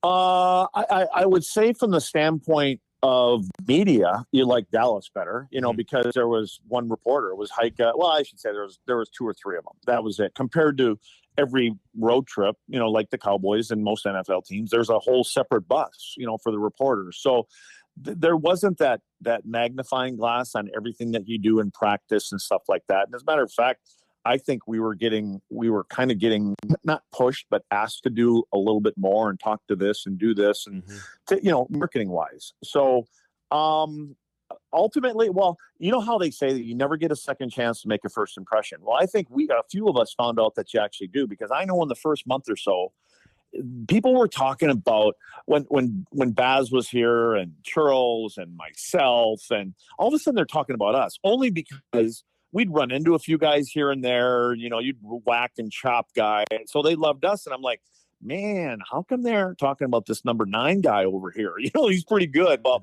it didn't take long for all the women to that's what I was going to get to. Yeah. Yeah, well, I'll tell you what. Oh, he tried to pick up my my girlfriend. Like, I was in high school. And he claims this. Listen, he was a rookie. No one's picking up your girlfriend in high school. He was 18, so he was having this autograph signing at this hockey card shop in St. Louis. And I'm like 15, and my girlfriend and I, we go there, wait in line to get like something signed, and he offers her tickets to the game the next night. And I'm that's cool. Can I come too? No, you can't. Like, she's fucking there because of me, and he's fucking trying to take her from me. Good for him. That would probably be about the hardest Mo's ever had to work to get any kind of chick to be able to take a glance at him, because you just walk, and like that's why for guys, I'm like, you guys going out on the road and stuff like that, don't go with Mo. Don't go with him. Go to the opposite place he's going, because he's a magnet. But Mo downplayed everything. Like, he really did. Like, that's why I find it odd that, because we'd actually make fun of him all the time. Like, he didn't have to do anything. If he was interested, he was interested. So, and he's very quiet. Mo's very quiet. We had him on. He said some things, and then we had to take it out afterwards, because he does work for a team. So can I disagree with you real quick? What? Not you. Well, I always just with you, Lux. No, you do. Yeah. You do want to hang out with Modo when you go to a bar, because when he walks, he's not going to bang 15 of them. He's going to wheel one of them, and then the other ones are like, "What do I do now? Help me!" Yeah, and you're I'm here. But I'm going to be the only guy that leaves her alone. It's depressing. Like, there's 4 other guys with us, So I'd rather go to the shithole biker bars, and that was it. Yeah. Yeah, I get you, man. No, you're right on that. No, because the other guys are gonna. Yeah, they're ready to go. Hey, well, you didn't have to agree with me, for fuck's sake. Yeah. Hey, did your personality like mesh well with Holy? Like, when Holy got there, like how'd you guys interact together? You know what? I think I don't know for a fact, but I remember the day I was in Wisconsin that I heard the announcement. I called back to Dallas here, talked to Lisa, one of the secretaries here, and got Holly's number. I said, yeah, Holly's number. And so I called him right away. And I had never really talked to Holly prior to that, and just welcome, looking forward to it and all that kind of stuff. Holly is Holly. You know what I mean? Like, you have to know. Were there times when Holly said things in the room where, like, yeah, of course there were. And, in Hitch, I was kind of at the time, if there was something going on sideways or whatever, it was like, Luds, get in my office. I'm like, dude, again. And so, and it's like, it was the same kind of thing with Eddie. And, Eddie has his ways. Holly has his ways. Holly's is more outgoing. And, but that's Holly. But you have to know that the same thing I said about Eddie one day, that I had to go back and forth in front of all the guys on the ice to go figure out why Eddie wasn't in the net doing a warm-up drill. And it actually turned out pretty funny, I suppose, for everybody else. But you just have to express to your coaches, or get across, like, we're okay. We can handle that personality. We'll take care of it in here. You guys don't need to step in. You trust us as a leadership group, and that's why we have these meetings. And you want us to pull more guys into the pack. We'll do that. You guys actually hurt more. And so I had plenty of calls from coaches and stuff, and said, hey, and it started in Montreal, and Luds, this is happening here. This is happening. It happened with Cordy, happened with John Cordick, back in the day. Oh, yeah. And like Luds, and it would be Pat Burns calling me. Listen, we got something we need you to, midnight. I need you to head out here. So, and I was perfectly happy doing that, because, I always felt like I have a certain way to talk to guys. I understand it. I wish I could be like you. I wish I could, because Holly can be Holly and be that outgoing, say what he wants, but he can always back it up. He can back it up with his play. All he does is score 60 goals a year. So, and Brett knows that. I love Holly. I love what he brings to a room. And we had a room, honestly, and we had Mike Keene at the time too, and Keener's one of the best teammates you could ever have.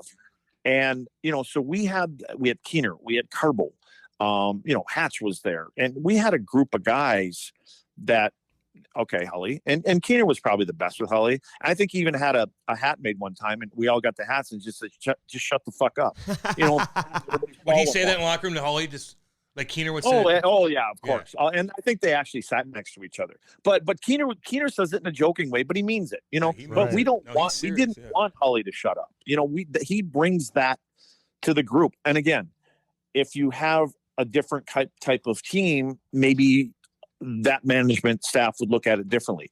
They knew the kind of group that we had, and Bob Gainey doesn't do things without thinking things through 9 or 10 times. And he would always, even when he called me about the coaching thing, the way that he presented it was, Luds, I have a plan A, but I need to follow through with my plan B before I pull the trigger on plan A. That's how Bob Gainey operates. And so before he did his research homework on any player, I believe that he brought into the organization, he would know the strength of what's going on in the room. Do we like chemistry in there? I remember like the first day, the first year, and I had a meeting with him, and it was like, Luds, I'm done with these fucking guys. They're 500 players. I didn't know what that meant at the time. And he goes, they're 500 players. I always think like I know what he's talking about, and I just kind of wait for him to explain it a little deeper. And he did. And he goes, they're win one, lose one, win one, lose one, win one, lose one. That's all they are. Don't want them here anymore. And he didn't care who they were. And then what he did, like when he built the team, that's what I mean, is when he started building this team and he got to a certain point, I believe, is he said, now we're at this point. Now in comes Keener. Now comes Carbo. Now all these guys start coming in. And you know, at the time I'm like, oh, and I was getting shit, obviously. Another Montreal guy. I'm like, well, you know, you play in that market and you know what it's about, and it's only about this. And there were different kinds of distractions in Dallas. And I only mean it from a standpoint that it wasn't, you could lose 3 games in a row and nobody'd say nothing to you. And that's not good. You know, you want to go. I mean, it was, you want to get smacked sometimes by the media or somebody. Yep. And that was like, because it started with me in Montreal. Like, you lose a couple games in a row, I better not fucking hear one of you guys out on the town tonight. You don't deserve to be out on the town tonight. You know, those Cougars down there don't know who you are when you walk into a bar. That's right. I mean, the same guy that gave me a free TV one day, I went back and we were like 4 or 5 months later, and we were on a losing streak. He wanted to send me a bill. You know, and that's just the way it is. And so you learn those, you know, when to keep your head down. And so I think that when Bo was putting this team together, he's like, Brett Hull. Oh yeah. We've heard how Hull he is. He likes to talk and do this kind of stuff, but Jesus, we need somebody that can score every other night. Yeah. And our room is strong enough to handle any kind of personality that came in, not just Brett, anybody. And so, and if there were guys that were, you know, would be in a shell, well, our guys will bring him out of his shell. Don't worry about it. But when you say like when Holly, like you said, Keener would tell Holly to shut the fuck up. Well, that's what I mean though. Like he's not joking, because if it's maybe like when you're have it really loud and you're the big dog and you're just everybody's just kind of like, oh, okay. But Keener would actually put his foot down, like, shut the fuck up, and like you're not joking. Everybody's probably like, oh, and he probably did. And he needed to. He's joking with a level of seriousness. No, but like, shut the fuck up. Yeah. Anyway, I don't know. I just, when you said that, now I could think of it.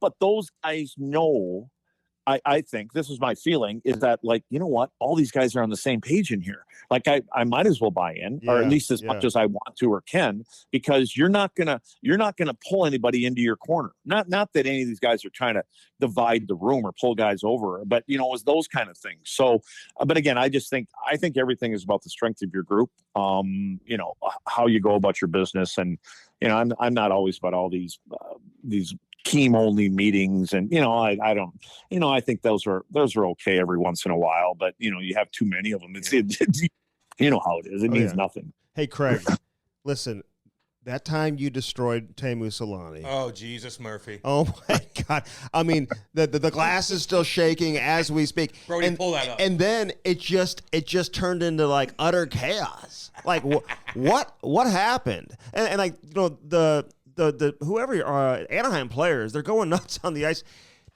that didn't spill over into like the hallway behind the benches, did it? It was in that. Yeah, we had one. It reminded me of North Dakota because we had a little brawl with North Dakota and the University of Wisconsin, and that kind of carried over down into the hall, and there were sparks flying, skates around, and it was the same thing. It was the same thing in Anaheim. We were always about, Rick Wilson, and it was always about the head of the snake. And, like I talk about Chelios all the time. You play against Chelios, he's the head of the snake, whatever team it is. And I'll do the same thing with our guy. Here's the head of the snake. If you cut the tail off a snake, it still lives. You got to cut the head off. You cut the head off, it'll die. Yeah. Lizards. And so, but you take the head off. And I know that's a bad analogy right now because there was a bit of an elbow there. But again, if you watch that really close, I don't think I actually hit him. You watch him. He goes down and he kind of peaks and all that kind of stuff. But, it was Anaheim and that was, that was we're watching it right now. We're going to invite.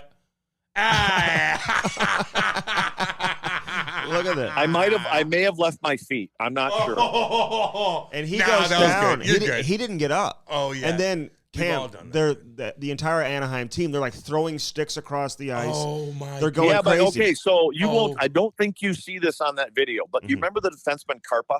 Yeah, he was going nuts too. He had his helmet off. He was an assistant captain there. Yes, and what he did, so they put me in the box, and in the box, they got those camera holes, right? The little circle cut out where the guys can, or hand the pucks in there, whatever they do with him. So all of a sudden, he starts skating across the ice because they're trying to stick him in the box, but he's coming towards me.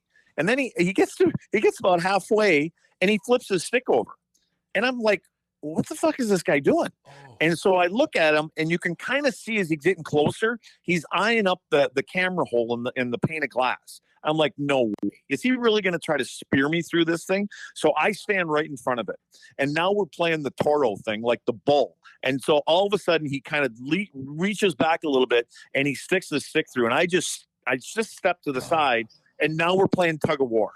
And so it's back and forth and back and forth. He's got the blade part, so he's got better leverage. And so I'm not going to let go. He's not going to let go. Ultimately, I get the stick, and then I just handed it to a fan up in the thing. And the fan actually handed me a glass of beer right after that. And then they stuck him in there. And then all of a sudden, there's only 4 or 5 guys left on the bench after that. Poor Sevy. I should say poor Sidor. Sevy was Anaheim at the time, and Sevy is the nicest guy on the planet, and I don't think Sevy ever really wanted to fight, but he just, Sevy knew what he needed to do, like the rest of us, and Sevy grabs Daryl Sidor, and that didn't last long. Poor Sid, and Sevy was doing what he was supposed to do. So yeah, it turned into a bit of a shit show, and it was going on in the hallway. I remember the security guys because they had to walk by our room in order to get to their room. And, there was Grant Marshall and some other. Oh, Marshy, right? too. Yeah. Marshy will throw down the pipe on you. He knocked out Domi. Marshy will throw down the pipe. Marshy's a tough dude. I'll tell you what. Yeah, he's a tough guy. So I saw him up in Jersey the other day. Hey, listen, before we let you go, man. Yeah, man, you've been great. We got to ask about the shin pads. I know you've been asked about that a million times. And reading that, you never changed shin pads. Like, they were the original ones. But would guys chirp you on the ice about your shin? Like, what was the reason? I know you blocked a lot of shots, but they were so much bigger. There wasn't any type of rule violation of how big they could be. Did anybody ever give you shit about that or no? Yeah, Gretz said a couple things every once in a while, but jokingly, that way. But I got those shin pads when I was at North Dakota. I walked on to North Dakota, and so I got a used pair of shin pads. That's those pads, and I just hate new stuff. I mean, I still have my Jofa helmet that I wear. I'll wear it tonight at the game that I play in, and then and I got my elbow pads, the same elbow pads I had in college, and the same shoulder pads and the shin pads. I got the same shit. So what happened was over the years, I didn't have a lot of guys chirping, but you could see that because it was in their head, and you just see it, and it was in their head, and then the older you get, the less you got to move. You don't got to go as far anymore, and you can't go as far, and so they would just get in the way. They weren't as easy as you think though, because when you're skating, they would click, they touch each other, and then it would tear the tape off. And then before you know it, you look down and they're fucking sideways on one of your shins. Oh, God, yeah. It's been around. And so, but what happened, the reason that they're that way is that they would crack. And there were a couple times I'd get off after a game and my skates would be full of blood. My socks are full and it's just red. And what happened is the plastic would break. And then, ultimately would be sticking in your shin when you got done playing the game. And so I told Smitty, our trainer, I said, listen, we got to figure a way. He goes, yeah, I got it. Here's some. I said, I'm not wearing new shin pads. I don't wear new shit. I wore 4 pairs of my whole career. And I said, I don't wear new stuff. And so what they did is they took that plaster stuff, like when you break something and you got to dip it in the hot water. Well, we took that, dipped it, and then molded it and put it over that crack and then riveted the sides together.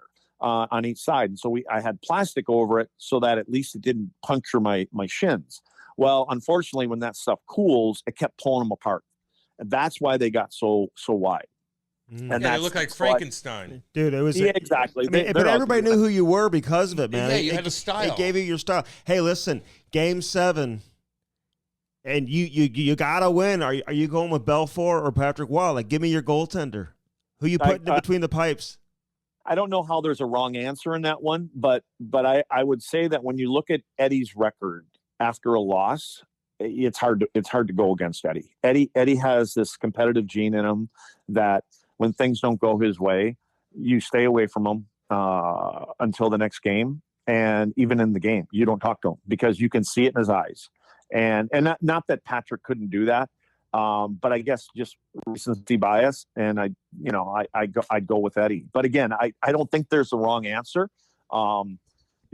Patrick, I remember the first game that I played with Patrick, I played a 2-on-1 so bad, and ultimately played it completely wrong. And Patrick comes up to me and he goes, I got to have that. I said, no, Patrick. I said, dude, that was so bad the way I played. Nope, I got to make that save.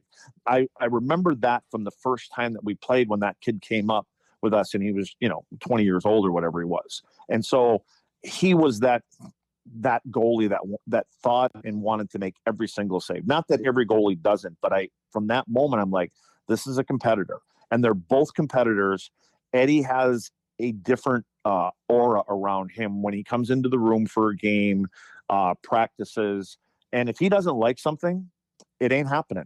You're gonna have to change. That's what I was gonna say earlier. Is that there was a warm up day before a game, and we were practicing at our practice rink, and all of a sudden I hear Hitch yell at me. It was just 2 lines, one line at one end, one at the other. Go down, warm up the goalies. Well, Hitch yells. I skate down to the other end of the rink, and I said, "Hey, what's up?" And he goes, "What the fuck is Belfour doing?" And I said, I don't know. And he goes, well, look at him. So I look down at the end of the ice. Eddie's not in the net. He's over in the corner stretching. We started the drill literally 30 seconds earlier. And he goes, go find out what the fuck's going on. So I skate all the way down to the other rink. Now there's nothing moving. Guys standing at both ends of the rink. I skate down. I bend over. I said, Eddie, what's up? He goes, this fucking drill's brutal. I said, oh. He goes, I'm not fucking going back in the net. So I skate down to the other end of the rink. And I said, Hitch, he doesn't like the drill. He wants to do it. Well, you fucking go tell Belfour. I skate down to the other end of the rink.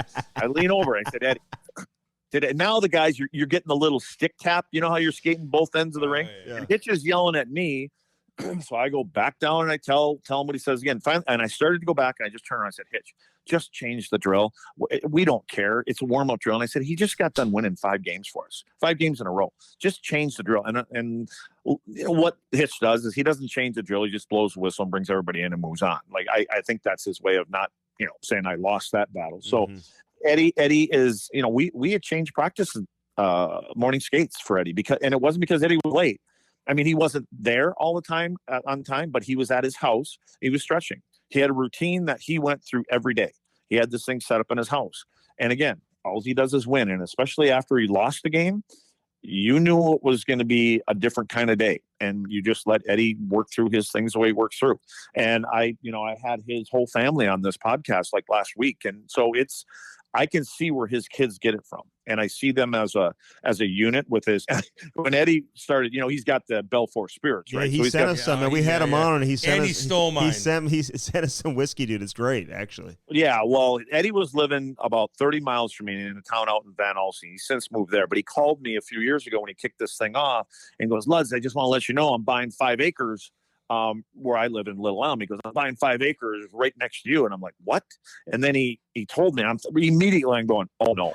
not me and Eddie again. Like, let's not go down this road again.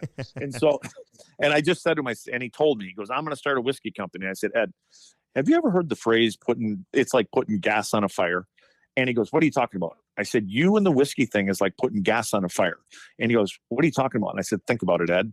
And he went, I see what you mean. And from that moment, he's had to shift gears about 4 or 5 times where he wants to build his final place.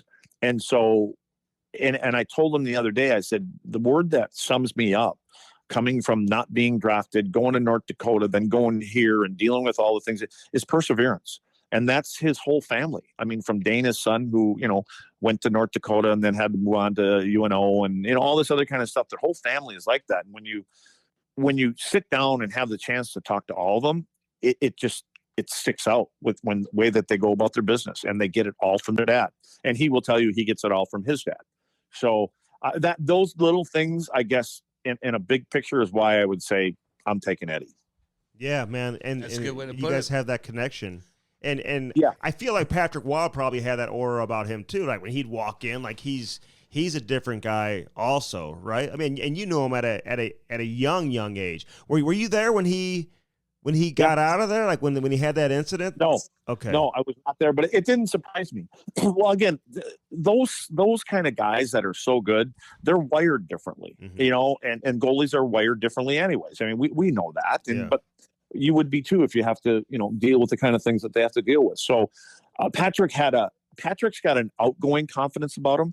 Eddie's, to me, was always internal. Like when Patrick could come into the room, he could still be jolly and laughing and, that kind of stuff, and still be the cocky Patrick. Eddie comes in, he doesn't want to talk to anybody, and to leave him alone. And that's how I remember playing with Patrick, is like he could still be pissed off from what happened, but he's still going to talk and laugh and have that stupid little smirk that he has on his face when he smiles and things like that. And you just knew better with Eddie. It's like, nope, dude's not going to be happy this morning. And you could just tell, it's all in the morning, and we just like leave him alone. Just that this is how he works through his process. This is his process over here. And he would probably have been happier, I felt at times, to just say, give me a different locker room. Mm-hmm. And it wasn't because he didn't like spending time with us. Like lead just singers in a band, some of Eddie Vedder does it. Yeah, he doesn't like the brown M&Ms. I'm all of them. Take the brown ones out. That's my thing. And so whatever it takes. Brown M&Ms. Yeah, and you guys had just such a cool team, man. Like we had Hatcher on also, who was cool as shit. You guys were fun to watch for sure. Hey, you've got your podcast going on, man. Pump that up before we let you go. And I can see how you have a podcast, man. You're a great talker, great energy, all that. So who do you get on with you? Well, whoever I can get. Matter of fact, Vern Fiddler texted me this morning. We're going to have him on next week. I got Matt Tkachuk on tomorrow. You know how it is. You guys have way more connections. I'm the kind of guy that always never wanted to ask anybody for help. I didn't want to be that guy that, hey, you guys mind doing this and that. So that's my biggest struggle. I feel bad asking guys to do things. And so I'm trying to get better at that. But I started with Marty. I had Turco on to start the thing off. Marty's, obviously the president of the foundation, does a great job here with the Dallas Stars and stuff like that. So that was kind of a no-brainer. I had Mike Heike, the reporter. Mike Heike knows everything. And, those people, they're out there in the public. They enjoy that side of it, and they're good at it. And so, and again, I've had Luke on, and, I've had Hatch on, and now I'll end up getting Vern, and the Belfours were great. And, I think one of the best ones, Stephen Johns came on. And he was good. He talked about his concussions and all that kind of stuff. And actually, I followed up with Lukowicz and his wife again after the Luke one, and Pantera came on. Yeah. And you know what? They were great. I mean, and awesome. And I just asked them, you mind talking about it? And it was more coming from Kara's side. What do the wives deal with? When you got a husband that's going through this kind of stuff, because that's stuff we don't really hear about. At least I didn't. I never heard of that. So. Yeah. So anyways, I'll come on your podcast, man. Hey, and by the way, don't be shy to call people. Like, you played. You know more people than you think. If I were you, I wouldn't worry about that. I do have Andy do it for us, though, by the way, just so you know. Exactly. Yeah, I well, don't have no, an Andy. I know, man, but I don't mind. I don't mind doing it. And guys are Andy knows everybody. And guys are great about it. So, They and are. you know, listen, covering the Blues for so long, there's been so many Dallas Stars people that have come over with Doug Armstrong running the team and Hitchcock being here, man. So like, there's like this connection. You know, Brendan Morrow, Langenbrunner, all these dudes, man. Yeah. Jason Arnott, all these guys. Oh, yeah, we had Arnie. Yeah. All these guys came through St. Louis, too. So it's almost like the St. Louis Stars over here, you know. We need to have a big fantasy camp, by the way, and all hang out. Come out. Yeah, we'll come down to Dallas, too, just so you know.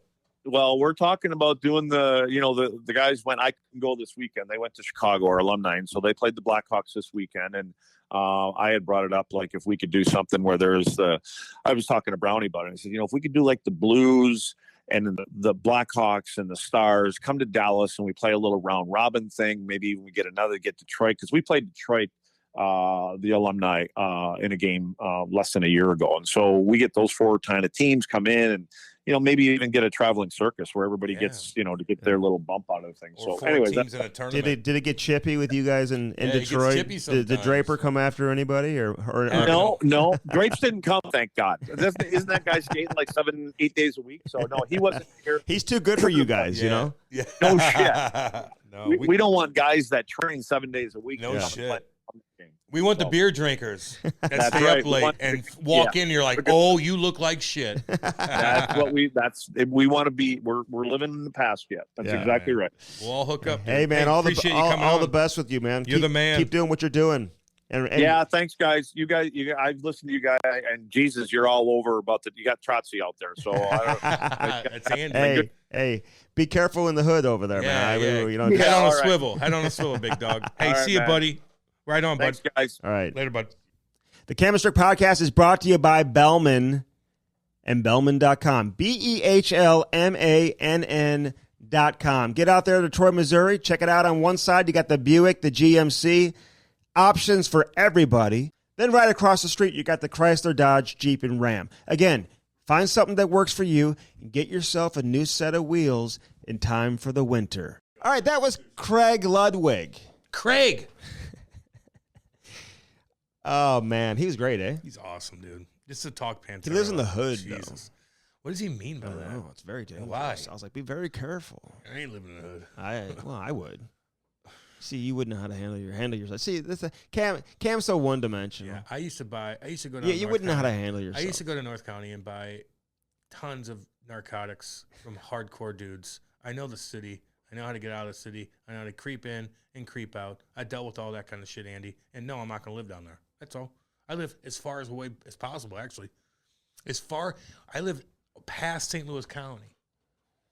And still have to drive in every day, and it's worth it. It's way too far. Not for me. Your gas mile. You're driving these gas guys. I creep, dude. I don't give a fuck. I'll pay that. I don't mind it. I chill, and I listen to different things, and I educate myself. Try to, at least. Get my mind right a little bit. Well, what'd you learn from Craig Ludwig? I don't remember. You got into that Pantera conversation. Goddamn right. I've never seen you so I interested. know. Just think if you knew as much about hockey as you do about Pantera. Well, fuck, I did play 10 years, Andy. Did you? No, I guess I didn't. I don't know anything about hockey. Tell me. Teach me, please. Teach me how to make a team. Made every team I've ever fucking tried out. Except Pee Wee Quebec. Pee Wee Quebec because there's no hitting. Do you know they're putting our patch, our face, Are they? on the Pee Wee Quebec jersey? The Cam Strick Podcast patch. Isn't that funny? They were like, I'm going to that, by the way. I'll go to that. I'll get out of the house for that. Even though I didn't make that team. But if they're going to put our patch on their fucking unis and go up there, I will support the shit out of them. They're like, hey, do you guys care if we put the patch? No. I'm like, dude, absolutely. Like, I didn't make the team. Cam didn't make the team. Neither did you. You didn't even get to try out. But we will support the shit out of you guys, man. No doubt about it. We will. You want to put our face on your jersey? Damn right. I'll be at that dinner. I'll give a speech. Whatever y'all want me to do. Good. You going to give a speech? Or are you going to give one? Is it going to be you? So we both go there. They're gonna be like, "Hey, Andy, tell us a motivational speech for the players." You think they're gonna have you do it? Somebody reached out. They wanted to know if you and I would host a trivia night.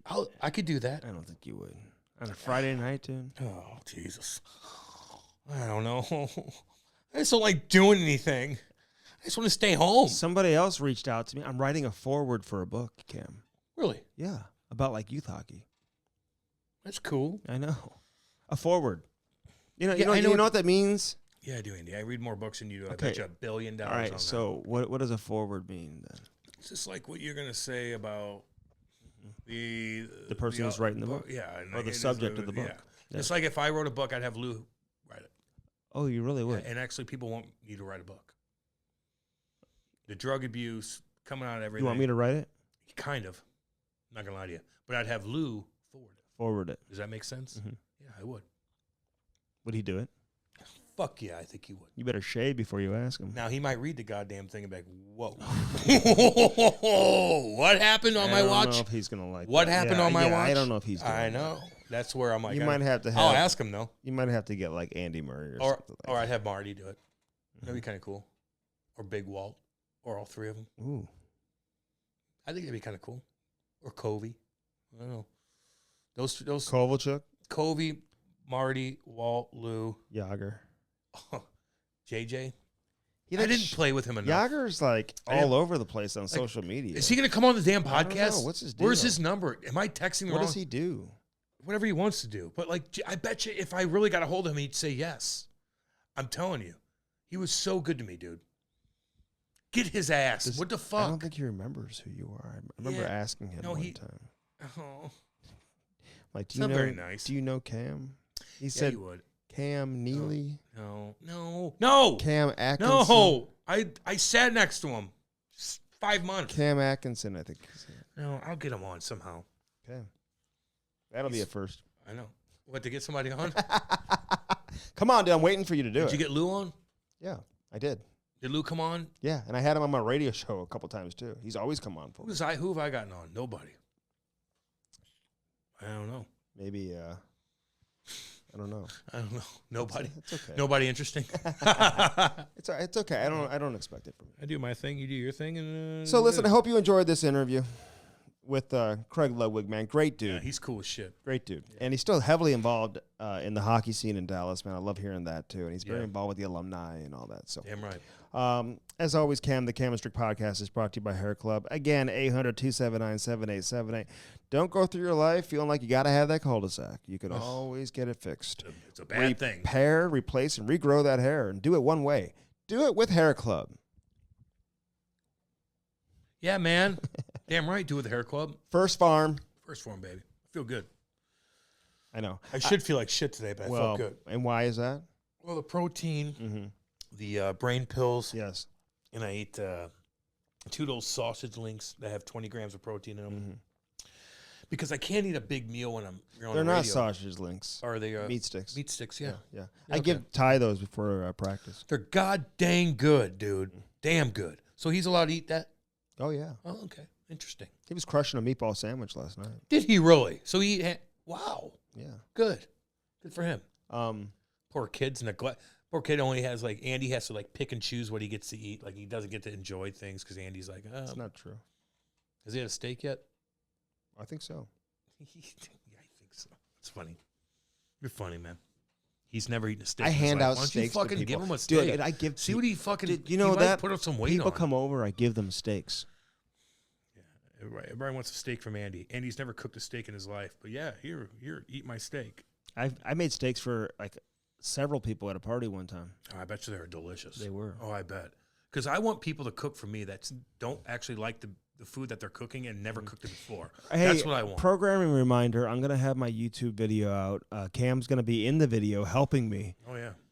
When I make my my world-class, award-winning mashed potatoes. Cool. You say potato? It's not even like a main course. You say it's like do make you a say main potato? No. You're making a side dish. That's so fucking easy. It's not a side dish. Mashed potatoes? It's a meal. When you make it like I do. No, Andy, it's a side You've dish. never had anything like it. It's a side dish, and you're acting like mashed potatoes is such a big. It's a fucking. It's nothing. It's a side that you might choose. You might not. Why don't you make a main course and be like, here, check this out. I made fucking a seafood boil with lobster and king crab. I don't know if you're allowed to eat that. I'll make that too. Are you allowed to eat king crab legs? You've seen when I make the lobster. No, I don't see any of that. Hey, tis the season. I'd like to open up my home for you and Kate for Thanksgiving. Yeah, I'll be there, buddy. I'll be there, dude. Why don't you come over and eat? Fuck no. Why? You gonna have turkey? Oh, yeah. Really? Yeah. So you eat turkey? Yeah. I'll have a turkey. Okay. Gobble, gobble. Yeah, I bet you know how to cook that. Is that your first turkey? No, You eat turkey? I've made turkeys before. Cam, I'm a great cook. No, I don't think you are. Well, I am. Listen, you have a palate of a 7-year-old. You're not a good cook. You cook veggies. It's not like creative. You cook salmon. It's not creative. You don't eat enough stuff for you to be creative. Remember when I made that seafood stew? You don't eat enough And food, remember when like I types made, of food to be I creative. made the lobster and the seafood stew? Don't act like you hadn't seen those, dude. Okay. You give me the American flag when you see those. Yeah, you cook a couple good things here, but Yeah, but it's still like you just eat seafood and that's it. You don't know how to cook barbecue. You don't eat anything Sure, like I that. can. I do it on the grill. Oh yeah, like what? The salmon, I do the salmon on the grill. What barbecue? No. What I barbecue? make my kids burgers. What barbecue? Burgers all the time. Turkey burgers? No. Meat. So you have 80-20? Prime burgers, dude. 80-20? Whatever the fuck it is. It's prime as shit. That's all I know. And they're good. Prime as shit, he says. God. Put some cheese on those, too. Boring. You're a boring eater. Cam, we'll see you on I, Thanksgiving. like if anybody, all my buddies I have, Mhm. like my buddies are such good fucking cooks. They eat everything. They don't have a palate of a 5-year-old. They eat meat. They eat sushi. They eat this. They eat that. When they're like, Cameron, I want you to come over. I'm gonna I got my black grill out here. I got my this. I'm cooking for y'all. I'll be like, goddamn right. Yeah, cool. But you, I gotcha. But if you ask me to come, I'm like, what the fuck? Like what?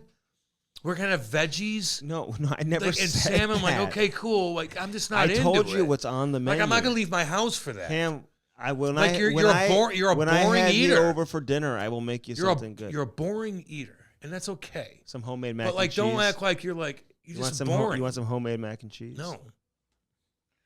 No. I don't think you're Cam. I wear a you're just thing. boring. I wear a wristband that has pockets for my spices. Okay, so all my spices are right here on my wrist. So like I can just come pull it, sick tough. grab it.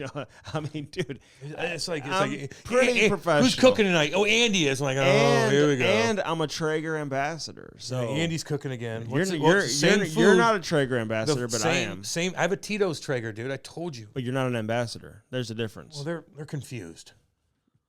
Okay, quit pumping their tires up anyway, unless they pay money. Well, I'm an ambassador. Well, they're stupid. First Form, baby.